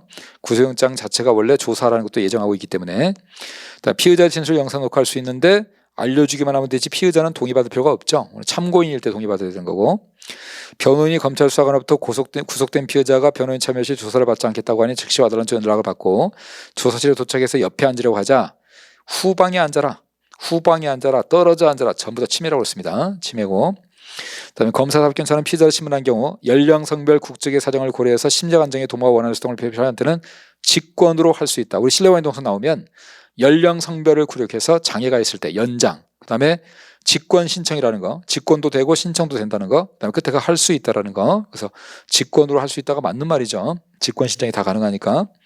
그래서 2번이 틀렸고요. 2번이 너무 쉬운 설문이어가지고. 자, 30번. 범죄를 실행하고 있거나 실행하는 지구 당연히 현행범이고. 2번. 학교 앞길 판례 아니죠? 학교 앞길에 싸웠는데 가봤더니 운동장에 세제줄 운동장에 있대. 거기나 시간도 10분밖에 안 됐대. 그럼 실행직으로 볼 수 있더라. 따라서 이건 현행범에 해당이 되니까 체포가 적법이고. 이것도 너무 쉽게 나왔죠. 29번이나 30번 같은 경우는 진짜 기본 강의만 들어도 풀 수 있는 정도로 쉽게 나왔어요. 3번에 음주운전 중에 교통사고를 내고 의식불명에 빠져서 병원으로 후송된 운전자 갑의 신체 내지 우병리에 추출하는 냄새가 강하게 나는 거, 이거 준현행범 요건 맞죠. 4번에 체포한 피의자를 구속하고자 할 때는 체포한 또 48시간인데 검사 또는 사법경찰대 아닌 자에서 현행범 체포된 후 불필요한 지체 없이 이도됐을 때는 이거는 체포시간이라 인도받은 때다. 그래서 틀린 거는 2번이죠.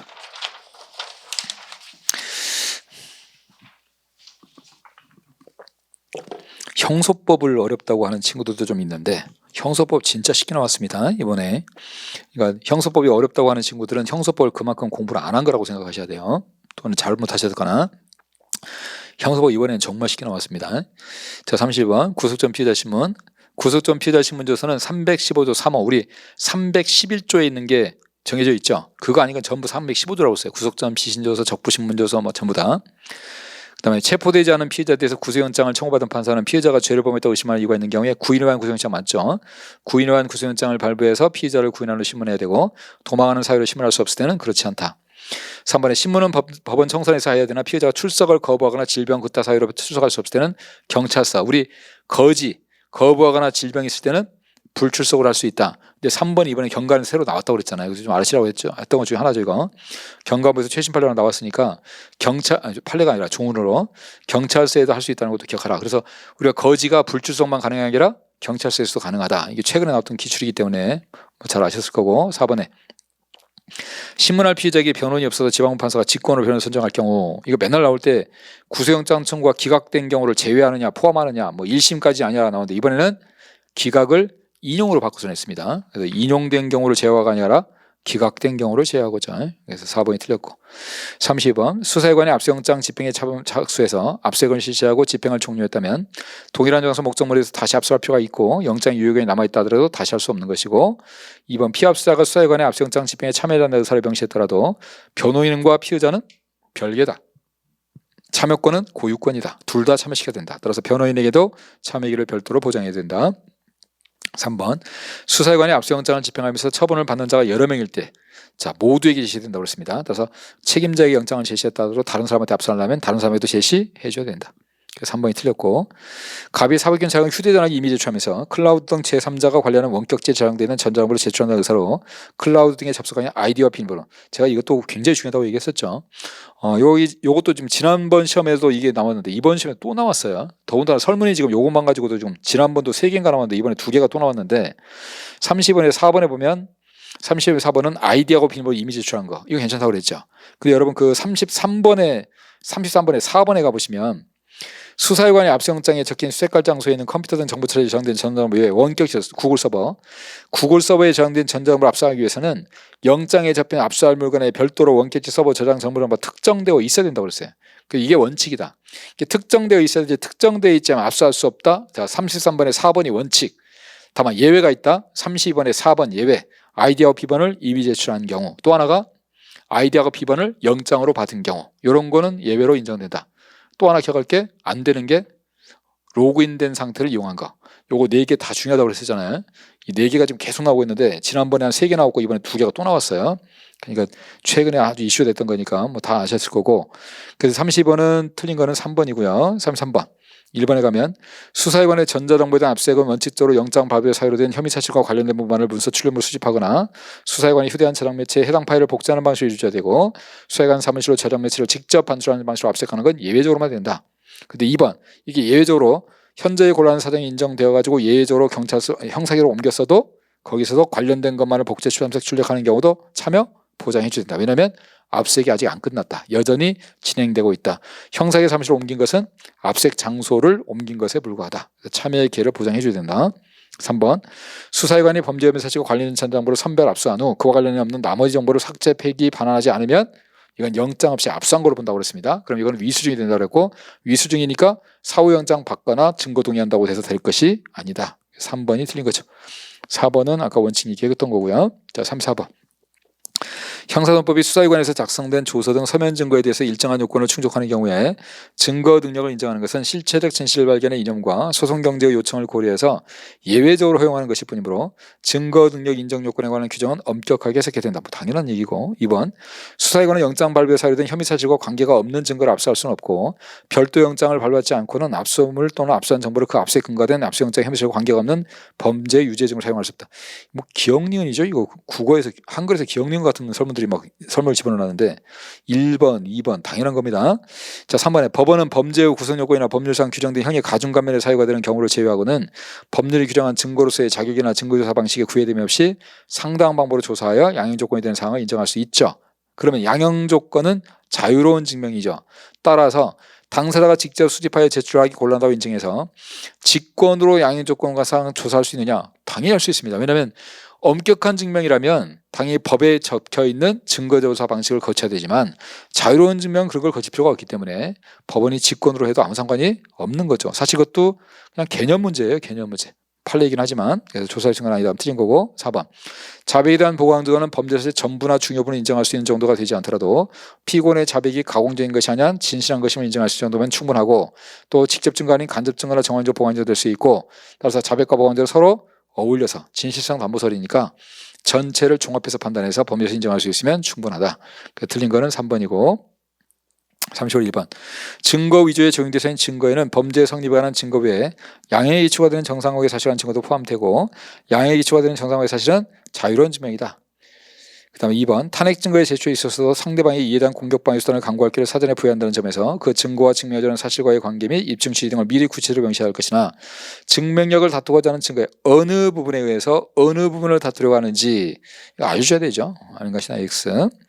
그다음에 어떤 소송 절차가 진행된 내용이 공판 기재되지 않았다. 우리 기재되지 않은 거 부존재를 추정하지는 않는다. 기재되지 않았다고 해서 당연히 그 소송 절차가 당일에 행하지 않은 걸로 추정되는 것은 아니고 따라서 절대적 증명이 없기 때문에 다른 증거에서 증명될 수 있는 것이고 요거는 당연히 자유로운 증명입니다. 왜냐하면 유무죄 판단하고 상관이 있기 때문에 그래요. 우리 공판조서의 배타적 증명력은 절차 문제예요. 절차 문제. 소송법적 사실입니다. 그래서 당연히 자유로운 증명이다. 자, 4번. 범행에 관한 간접 증거만이 존재하고 더구나 그 간접 증거의 증명력이 한계가 있는 경우 범인으로 지목되고 있는 자에게 범행을 저지를 만한 동기가 발견되지 않는다면 만일 무엇인가 동기가 분명히 있는데도 숨기고 있다고 단정할 것이 아니라 그랬죠. 이거. 틀린 건 2번. 자익배제. 수사에 관한 수사적인 사건의 범죄 혐의를 밝히기 위한 목적으로 합리적 근거 없이 별개의 사건을 부당하게 수사해서는 아니 되고 다른 사건의 수사를 통해서 확보된 증거나 자료를 내세워서 관련 사건에 대한 자백이나 진술을 강요해서는 안 되고 이번에 자백이 임의성이 없다고 의심하게 되는 사유가 있을 때 해당한다 할지라도 임의성이 없다고 의심하게 되는 사유와 자백과 인과관계가 없다. 자, 수사기관이 딜을 들어갔어요. 뭐 해주면 뭐 해줄게라고 했어도 피고인이 그 딜을 거절해버리고 자기 스스로 자백하면 그건 스스로 자백한 거예요. 따라서 인과관계가 존재하지 않는 것이 명백하면 자백은 임의성이 있는 걸로 인정된다. 이것도 많이 출제됐던 거죠. 다음에 피고인의 자백의 신빙성 유무를 판단할 때는 자백의 형소법에 정한 사유 또는 자백의 동기나 과정에 합리적 의심을 갖게 되는 상황이 있는지 판단해야 된다. 여러분이 낯선 설문이 나오면 뭐지 싶은데 이것도 잘 생각해보세요. 자백을 믿을 수 있는 자를 때 309조가 자백 배제 법칙이란 말이에요. 그럼 고문했는지 반드시 검토해야 될 것이고 그 다음에 동기는 뭔지 당연히 검토해야 되잖아요. 그래서 4번을 보시면 이 4번은 우리가 출제가 안 됐던 기출되지 않았던 건데 사실은 이거는 이제 우리 공판 파트에 나오는 설문이에요. 공판 파트에 있던 걸로 나오는 기출 설문인데 이게 우리 수사증거 파트에 지금 나와버린 겁니다. 근데 이 증거조사를 마친 증거가 증거 등기가 없음을 이유한 이의 신청을 이유있다고 인정할 경우에 법원은 그 증거의 일부가 아니라 전부를 배제하는 결정을 해야 된다라고 되어 있는데 자, 이게 뭐냐? 증거조사 끝났어요. 근데 나중에 증거 능력이 없다는 이유로 이의 신청이 들어왔어요. 그건 뭐냐? 뒤늦게 보니까 그거 고문의 한 자백인데요? 뭐 이렇게 나온 거야 이제. 또는 위수증인데 이렇게 들어왔다는 거예요. 그럼 그런 게 됐으면 그 증거를 배제하는 결정을 하게 되어 있어요. 그거 우리가 증거는 있는 줄 알고 증거를 채택했는데 그거 배제하세요 이렇게 한단 말이에요. 근데 그게 일부가 아니라 전부를 해야 되는 거냐? 우리 법조문이 전부 또는 일부라고 되어 있어요. 전부 또는 일부. 자, 그거를 낸 겁니다. 쉽지 않은 문제죠, 4번은. 왜냐면 이렇게 나온 적이 없었기 때문에. 다만 요거는 사실 우리 시험 범위는 아니에요. 시험 범위는 아닌데 증거와 관련돼 있다고 하면 또 할 말이 없죠. 그러니까 또 뭐 이게 뭐 아니라고. 근데 원래는 이건 공판 파트에서 나오는 문제예요. 공판 문제인데 여기까지 나왔는데 요거는 그 개념이에요. 자, 증거 능력이 없다는 게 뒤늦게 밝혀졌습니다. 근데 그거를 빼려고 봤더니 그 조서 중에 일부는 말한 대로 적혀 있고 일부는 말한 대로 안 적혀 있어요. 그럼 어떻게 해야 돼요? 말한 대로 안 적혀 있는 것만 해야지 무조건 전부를 빼는 건 아니다 이런 뜻이에요. 무조건 전부를 빼는 건 아니다.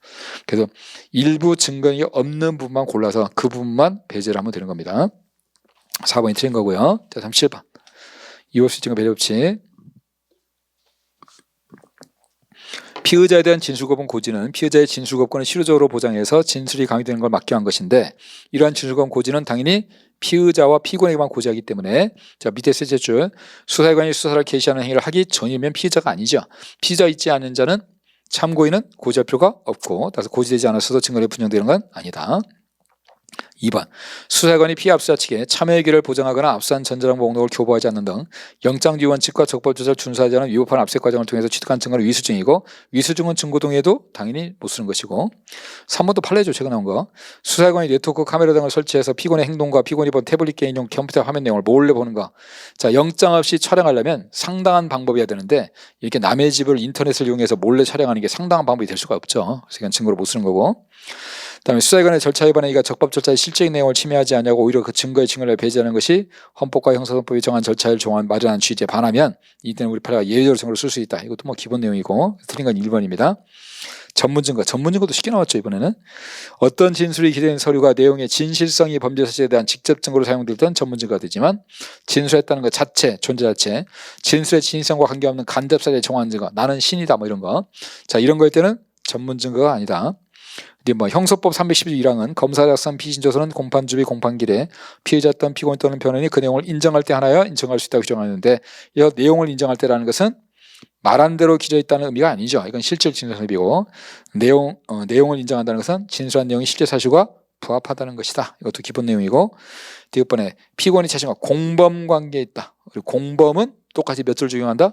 312조 피신조서 똑같이 적용한다 나왔습니다. 그래서 검사건은 312랑 경찰건은 312조 사망이죠. 그래서 공범도 당연히 312랑 적용되죠. 그 다음에 리얼번에 재전문 진술 나왔네요. 우리 재전문 증거 나왔을 때 재전문 진술 나오면 얘는 어느 때만 증거를 쓸 수 있다? 동의할 때만 쓸 수 있다. 이건 차라리 외워보려고 했잖아요. 재전문 진술 동의할 때만 쓸 수 있다. 그래서 그런 요건 갖춰봐야 못 씁니다. 이 요건 갖춰 쓸 수 있는 건 재전문 서류예요. 재전문 서류. 그래서 미음반에 또 나왔는데 재전문 진술은 동의할 때만 쓸 수 있어요. 그래서 끝에 보면 동의하더라도 못 쓴다. 틀린 거죠. 그래서 가나 두 개만 맞습니다. 그래서 전문 증거가 좀 어렵게 나오면 증거 파트가 어려운데 이번엔 전문 증거가 좀 쉽게 나왔어요. 자, 39번 증거동의. 형소법에 규정된 증거동의는 소송 주체인 검사와 피고인이 하는 것이고 피고인이 변호인과 함께 출석한 공판기록 공판조서에 검사가 제출한 증거에 대해서 동의한다는 기재가 되어 있다면 피고인이 증거동의 한 것으로 봐야 되고 그 기재는 절대적인 증명력을 가진다. 이거 헷갈린 친구가 있던데 이게 여러분 공판조서의 베타적 증명의 문제로 나왔다면 틀린 사람 없을 거예요. 헷갈릴 것도 없고. 근데 증거동의에서 나와버리니까 뭐지라고 생각하는데 이거 베타적 증명이잖아요. 공판정에서 있었던 일, 증거동의도 공판정에 있었던 일이고 그게 법정에서 있었으면 당연히 베타적 증명이 발생하죠. 그래서 이것도 맞는 질문이고 2번 형소법에 규정된 증거동의 의사표시는 증거조사가 완료되기 전까지 취소 처리할 수 있으나 일단 증거조사가 완료돼 버리면 취소 처리 인정되지 않고 따라서 1심에서 한 증거동의 2심에서 취소할 수 없는 것이고 일단 증거조사 종료돼 버렸으면 취소해도 효력이 없는 거죠. 그래서 증거동의 성립되지 않는다. 다음 피고인이나 변호인이 무죄에 관한 자료를 제출한 서증 가운데 도리어 유죄임을 뒷받침한 내용이 있어요. 우리 증거 공통의 원칙을 많이 얘기했죠. 무죄의 증거를 제출했어도 유죄의 증거를 쓸 수 있고 유죄의 증거를 제출해도 무죄의 증거를 쓸 수 있다. 다만 적어도 유죄의 증거로 쓰려면 증거 능력이 필요하다. 그래서 거기 둘째 줄 유죄임을 뒷받치는 내용이 있다고 해서 자 유죄의 증거를 쓰겠대요. 그러면 증거는 필요하기 때문에 셋째 줄 진정 성립 여부 또는 넷째 줄 변명 반대 신문 같은 거죠. 반대 신문. 다섯째 줄 아니면 증거동의 뭐 이런 게 다 갖춰져야 돼요. 그래서 요건을 갖추거나 증거동의를 하거나 그래야만 증거를 쓸 수 있는 거죠. 그럼 그게 있더라도 증거를 쓸 수 없다는 틀린 거죠. 4번에 피고인의 출정 없이 증거를 살 수 있는 경우에 피고인이 출정하지 않으면 증거동의 있는 걸로 간주하는데 아무도 안 나왔을 때라고 씁니다. 따라 대리인 또는 변호인이 출정하면 예외로 한다. 그때는 이제 증거동의 있는 거 간주가 안 되는 겁니다. 그래서 답은 3번이고요. 자, 40번 다음 사례입니다. 자, 사례도 쉽게 나왔는데 자, 먼저 문제 풀 때 그 사례를 1, 2, 3, 4를 먼저 보고 풀으라고 그랬죠. 1, 2, 3, 4부터 먼저 볼게요. 1번에 만약 사기 혐의가 인정되고 갑이 허위 내용으로 신청한 지급 명령이 그대로 확정되었다면 소송 사기 방법으로 승소 판결을 받아 확정된 경우와 마찬가지로 사기죄는 이미 기수에 이른 것이다. 지급 명령이 문제인데 지급 명령을 신청한 것도 소송 사기가 되고 확정되면 당연히 기수가 되겠죠. 이거 이따 보면서 확인만 하면 될 것이고 이번에 피가 통장을 환보한 후에도 수첩을 계속 보관하는 것은 210조 1항 이후에 체포 현장에서 압수하게 한 거로 적법이다라고 했는데 이럴 때는 수첩을 딱 동그라미 쳐놓고 수첩이 증거를 있는지를 검토하시면 돼요. 3번에는 통장 나왔네요. 그럼 통장 동그라미 쳐놓고 통장 검토하시면 되고 4번에 만약 검찰 송치 전 피가 갑의 사기 혐의에 대한 결정적인 객관적 증거를 추가로 확보했네. 객관적 증거를 추가로 확보했대요. 갑이 외국으로 출국하려던 긴급한 사정이 있더라도 갑을 사기할 혐의로 재차 긴급 체포할 수 없다. 이거는 4번 설문만 봐도 할 수 있겠네. 긴급 체포는 재차 긴급 체포하려면 영장이 있어야 됩니다. 그래서 증거 발견된 것만은 안 되겠죠. 4번은 맞는 설문이라는 걸 아실 거고 1번도 맞는 설문이고 그러면 2번하고 3번이 이제 답이 나오겠죠. 설문 올라가 보면 갑은 22년 1월 10일경 관할법원의 피해자를 상대로 허위의 지급명령을 신청하고 이에 속은 그 법원 판사로부터 신청서와 같은 취지의 지급명령을 송달받은 후 지급명령 정본의 집행문을 받아서 A로부터 1,000만 원을 편취했습니다. 아까도 했지만 지급명령 신청이 소송사기고 확정됐으니까 1번 기수다. 이거 맞는 설문이고 다시 한번 확인됐고요. 그 뒤에 읽어봅니다. 신고를 받은 사법경찰관 P는 23년 3월 10일 15시경에 갑이 운영하는 회사 사무실에서 갑을 사기죄로 적법하게 긴급 체포했고 A와 주고받은 대화 내용이 기재된 수첩을 발견하자 이미 제출을 거부하는 갑으로부터 영장 없이 압수했습니다. 자, 긴급 체포하고 현장에서 수첩을 이미 제출 거부해도 압수할 수 있죠. 체포 현장에서 압수수색으로 일단 적법이고요. 그럼 일단 수첩은 압수 자체는 적법이라고 볼 수 있는 건데 뒤에 계속 보겠습니다. P는 체포당일 경찰서에서 갑을 조사했고 갑은 자신의 집에 A가 자신을 무고한 것을 증명할 자료가 있다고 주장하며 범행을 부인했다. P는 자료를 확보하기 위해서 24년 3월 11일 16시 자, 이렇게 설문에서 시간이 나오면 무조건 시간이 의미가 있는 거니까 시간 체크하라고 그랬습니다. 그래서 거기 아까 다섯 줄 보면 3월 10월 15시경이라고 되어 있는데 긴급 체포 시간이 15시예요. 그럼 긴급 체포된 피의자는 소지 소유 보관할 물건은 24시간 이내 할 수 있기 때문에 요 뒤에 지금 피의 집에 가지고 P는 자료 확보하기 위해서 갑의 집으로 가는 거 확인하는 거 가능할 수는 있는데 문제는 11일 16시죠. 그럼 24시간이 지나버렸죠. 그럼 요거는 위법이 되겠네요. 그러면 16시경 갑과 함께 갑의 집으로 갔으나 이를 발견하지 못하고 오히려 갑이 A로부터 돈을 받은 A에 기재된 통장을 발견하자 이미 제출 거부하는데 압수했다. 자, 통장은 위법합니다. 그럼 3번에 가보면 통장을 압수한 것은 위법이다. 이게 3번 맞네요. 자, 그리고 그 뒤에 이후 P는 갑에 대해서 검사를 통해 적법하게 구속영장만을 청구했으나 라고 되어 있네. 거기가 이제 벌써 의미가 있네요. 구속영장만을 청구하였으나 재원판사는 17시경 갑의 방어권 보장이 필요하다며 구속영장을 기각했다. 이에 갑은 즉시 석방되었고 통장만을 환부했다라고 되어 있네요. 자, 문제는 자, 영장이 기각됐는데 통장은 환부를 했습니다. 근데 아까 우리 수첩이 문제가 되죠. 수첩을 긴급체포 현장에서 압수한 건 적법인데 문제는 지금 뒤를 보니까 구속영장만을 청구했다고 되네. 그럼 구속영장만을 청구하면 되느냐? 자, 2번 설명 가볼게요. 다시. P가 통장을 환부해도 수첩을 계속 보관해요. 계속이란 말 나왔네. 자, 계속 보관이라는 것은 지금 아까 압수하는 행위를 얘기하는 게 아니라 그 후에 계속 보관하는 거. 구속영장만을 청구하고 압수영장을 청구 안 했죠. 사후영장 청구하지 않은 거. 그걸 물어보는 거네. 그러면 사후영장을 청구하지 않았으니까 이거는 위법입니다. 2번. 그래서 적법이다가 틀렸네요. 그래서 2번이 틀린 겁니다. 자, 우리 형사법 문제가 그렇게 어렵지는 않게 나왔습니다. 몇 가지 좀 생각해볼 문제들이 좀 있었기 때문에 그래도 제가 난이도는 중이라고 말씀을 드렸는데 그래도 우리 학설이나 이런 것 때문에 더 그랬어요. 학설 같은 게 좀 출제되고 그래서. 근데 역시 이것도 다 기본적인 부분을 잘 익혀놓으면 충분히 풀 수 있는 문제들이니까 기본기 정확히 잘 해두시고 그다음에 학설 같은 것들이 지금 이렇게 조금씩 더 나오고 있으니까 그것도 잘 챙겨두세요. 정확하게 이해를 하셔가지고 그러면 문제를 푸는데 별 지장은 없을 겁니다. 하여튼 올해 시험 보느라고 고생들 많이 하셨고요. 어쨌든 좋은 결과 있기를 바라겠습니다. 자, 고맙습니다. 자, 안녕하세요. 오늘은 전의경 시험에 나왔던 형소법 해설을 좀 하겠습니다. 형법은 우리 형사법에 있는 형법하고 똑같으니까 그 해설을 좀 보시고 그다음에 형사법 일반 순경에 나오는 형사법에서 그 형소법 부분도 똑같기 때문에 거기는 그 형사법 파트에서 형소법 파트를 좀 보세요. 제가 형소 파트에 안 나온 것만 8문제 구성되는데 이것만 설명을 좀 드릴게요. 자, 1번에 보면 형소법 1번 형소법은 절차법이지만 실제법인 형법과 함께 사법법이라는 점에서 성격을 같이 한다. 맞죠? 형법과 형소법은 다 사법법입니다. 그다음에 형사소송법은 형사소송법이라는 명칭을 가진 형식적 의미의 형사소송법과 형사사패가 참여에 관한 법률 참여재판법은 이름은 형사법으로 안 돼 있잖아요. 다만 내용이 형사절차를 규정한 거니까 실질적 의미의 형사법이죠. 그다음에 3번에 실체진실주란 소송의 실체에 관해서 객관적 진실을 발견해서 사연의 진상을 명백히 하자는 형사절차의 지도 이념까지는 맞는데 공정한 재판의 원칙이나 비례성의 원칙은 실체진실적 관계 있는 게 아니라 우리 적정 절차죠. 적정 절차. 그러니까 우리 공정한 재판이나 비례성은 이게 공정한 재판이라는 것은 공정하게 해야 된다는 거죠. 적정하게 해야 된다는 겁니다. 그래서 이건 실체이라고 상관이 없어요. 그래서 공정한 재판과 비례성 원칙을 내용으로 한다가 틀렸고 4번에 검사와 사법경찰은 수사, 공소제기, 공소유지간 서로 협력해야 된다. 이게 맞는 질문이고 틀린 건 3번이고요. 재척 깊이 법관의 재척이라는 것은 구체적인 사건의 심판에서 법관이 불공평한 재판할 우려가 큰 경우를 법률에 유형적으로 규정해 놓고 그 사유에 해당하는 법관을 직무집에서 배제시키는 거다. 유형적으로 규정한 게 법관의 재척이죠. 검사 또는 피고인은 법관이 재척 사유에 해당하거나 법관이 불공평한 재판에 염려가 있는 때 법관의 기피를 신청할 수 있고 변호인은 피고인의 명시한 의사에 반하지 않는 때 한해서 우리 묵기 동상이었던 거 있죠. 무시적 의사에 반해서 할 수 있으니까 명시한 의사에 반하지 않는 때 한해서 기피 신청할 수 있다. 법관에 대한 기피 신청이 있을 때는 급속을 요하는 경우도 정지해야 된다. 우리 기피 신청 들어오면 그 간이역에는 급하면 정지하지 않는다. 간이 기각 결정할 때하고 급속을 요할 때는 정지하지 않죠. 그래서 틀린 거고, 법관이 스스로 기피원이 있다고 사료할 때는 회피해야 되고 소속법원에 서면으로 신청하는 거 맞죠. 틀린 건 3번이고요. 자, 3번에 형소법에 따라 구속영장을 청구받은 지방법 판사가 피의자를 신문하는 경우에 신문할 피의자에게 변호를 없을 때는 직권으로 변호를 선정해야 되고, 2번 법원은 피고인이 구속된 때 변호가 없는 경우 직권으로 변호를 선정하는데 여기서 구속된 때라면 항상 당해 사건에 구속된 경우만 해당된다고 그랬습니다. 다른 사건에 구속된 경우는 해당되지 않는다. 그다음에 3번에 법원은 피고인의 나이, 지능, 교육 정도를 참작해서 권리 보호를 필요하다고 인정하면, 자, 필요하다고 인정해서 변호를 선정하는 경우는 의사에 반하지 않는 범위에서. 4번에 법원이 직권으로 구속변호를 선정하는 사유에 형사소송법은 피고인이 빈곤이나 그 밖의 사유로, 우리 빈곤은 직권이 아니라 청구죠, 청구. 그래서 4번이 틀렸네요. 4번 문제.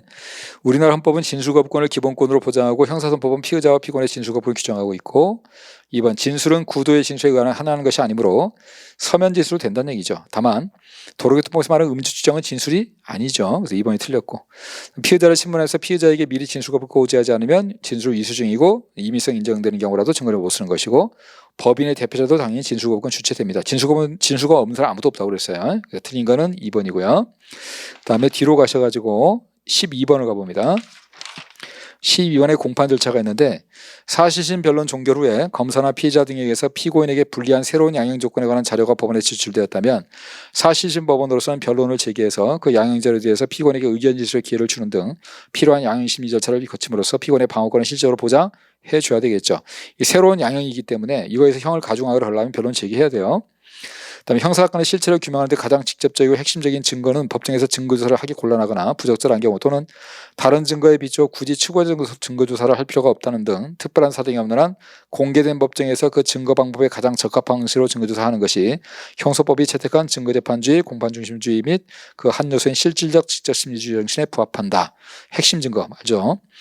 3번에 피고인의 상소는 불리한 원재판을 시정하여 이익된 재판을 청구함을 그 본질로 하는 것이어서 재판이 자기에게 불리하지 아니하면 이에 대한 상소권을 가질 수 없다. 즉 불리한 상소는 할 수 없다. 따라서 무죄 판결에서 상고 안 되는 거고, 4번에 피고인뿐만 아니라 검사가 피고인에 대해서 약식명에 불복해서 정식재판을 청구한 사건에서 약식명령의 형보다 중한 정령을 선고하지 못한다. 우리 형종상향 금지 원칙은 피고인이 정식재판 청구할 때만 적용됩니다. 따라서 검사가 할 때는 적용되지 않죠. 그래서 4번이 틀린 거고, 13번에 법원은 범죄의 성질이나 증인의 나이, 심신의 상태, 피고인과의 관계, 그 밖의 사정으로 인해서 피고인 등과 대면하여 진술할 경우 심리적인 부담으로 정신의 평온을 현저히 잃을 우려가 있다고 인정되는 사람을 증인으로 신문하는 경우 상당하다고 인정할 때는 검사와 피고인 변호의 의견을 들어서 비디오 중이랑치 할 수 있고, 중계 거기 가림 설치, 그러니까 에너마트는 차단막이죠. 이런 거 할 수 있다는 거.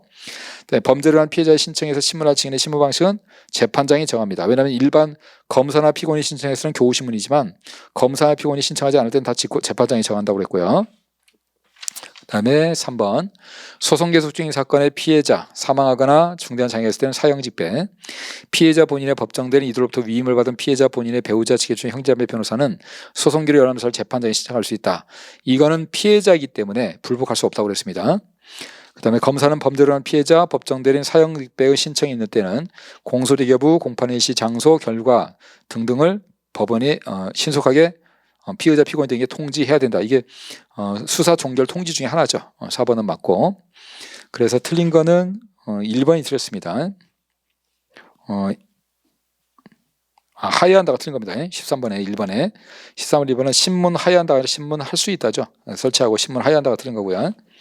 그 다음에 14번 증거에 관한 설명 1번 형사소송법이 죄송합니다. 요거는 우리 형사법에 있으니까 넘어가겠습니다. 넘어가시고 20번으로 가보세요. 20번 20번에 가면 직결심판 절차.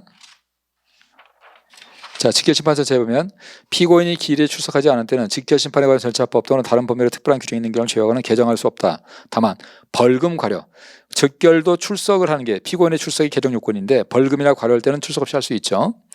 그다음 2번 정심판 청구하던 피고인은 직결심판에 선고 고지로부터 7일 맞고, 정심판 청구서를 법원에 제출하는 게 아니라 서장이 제출하도록 있죠. 그럼 서장이 법원에 보내는 겁니다. 따라서 법원에 제출해서 법원이 서장에게 통보한다. 틀린 거고, 법원이 서장의 직결심판 청구를 기각해요. 서장이 사건을 관할지방검찰 송치하였으나 검사가 이를 직결심판에 대한 정식재판 선고 신고로 오인해서 사건 기록을 법원에 송부한 경우, 자, 이거는 직결심판에 대해서 청구를 기각했으면 그러면 경찰서장은 검사에게 송치하게 돼 있고, 그럼 검사는 재판하고 싶으면 공소를 제기해야 돼요. 근데 검사가 지금 이걸 정식판 청구 있는 걸로 오인을 해서 공소를 제기하자고 그냥 기록을 법원에 보내버렸죠.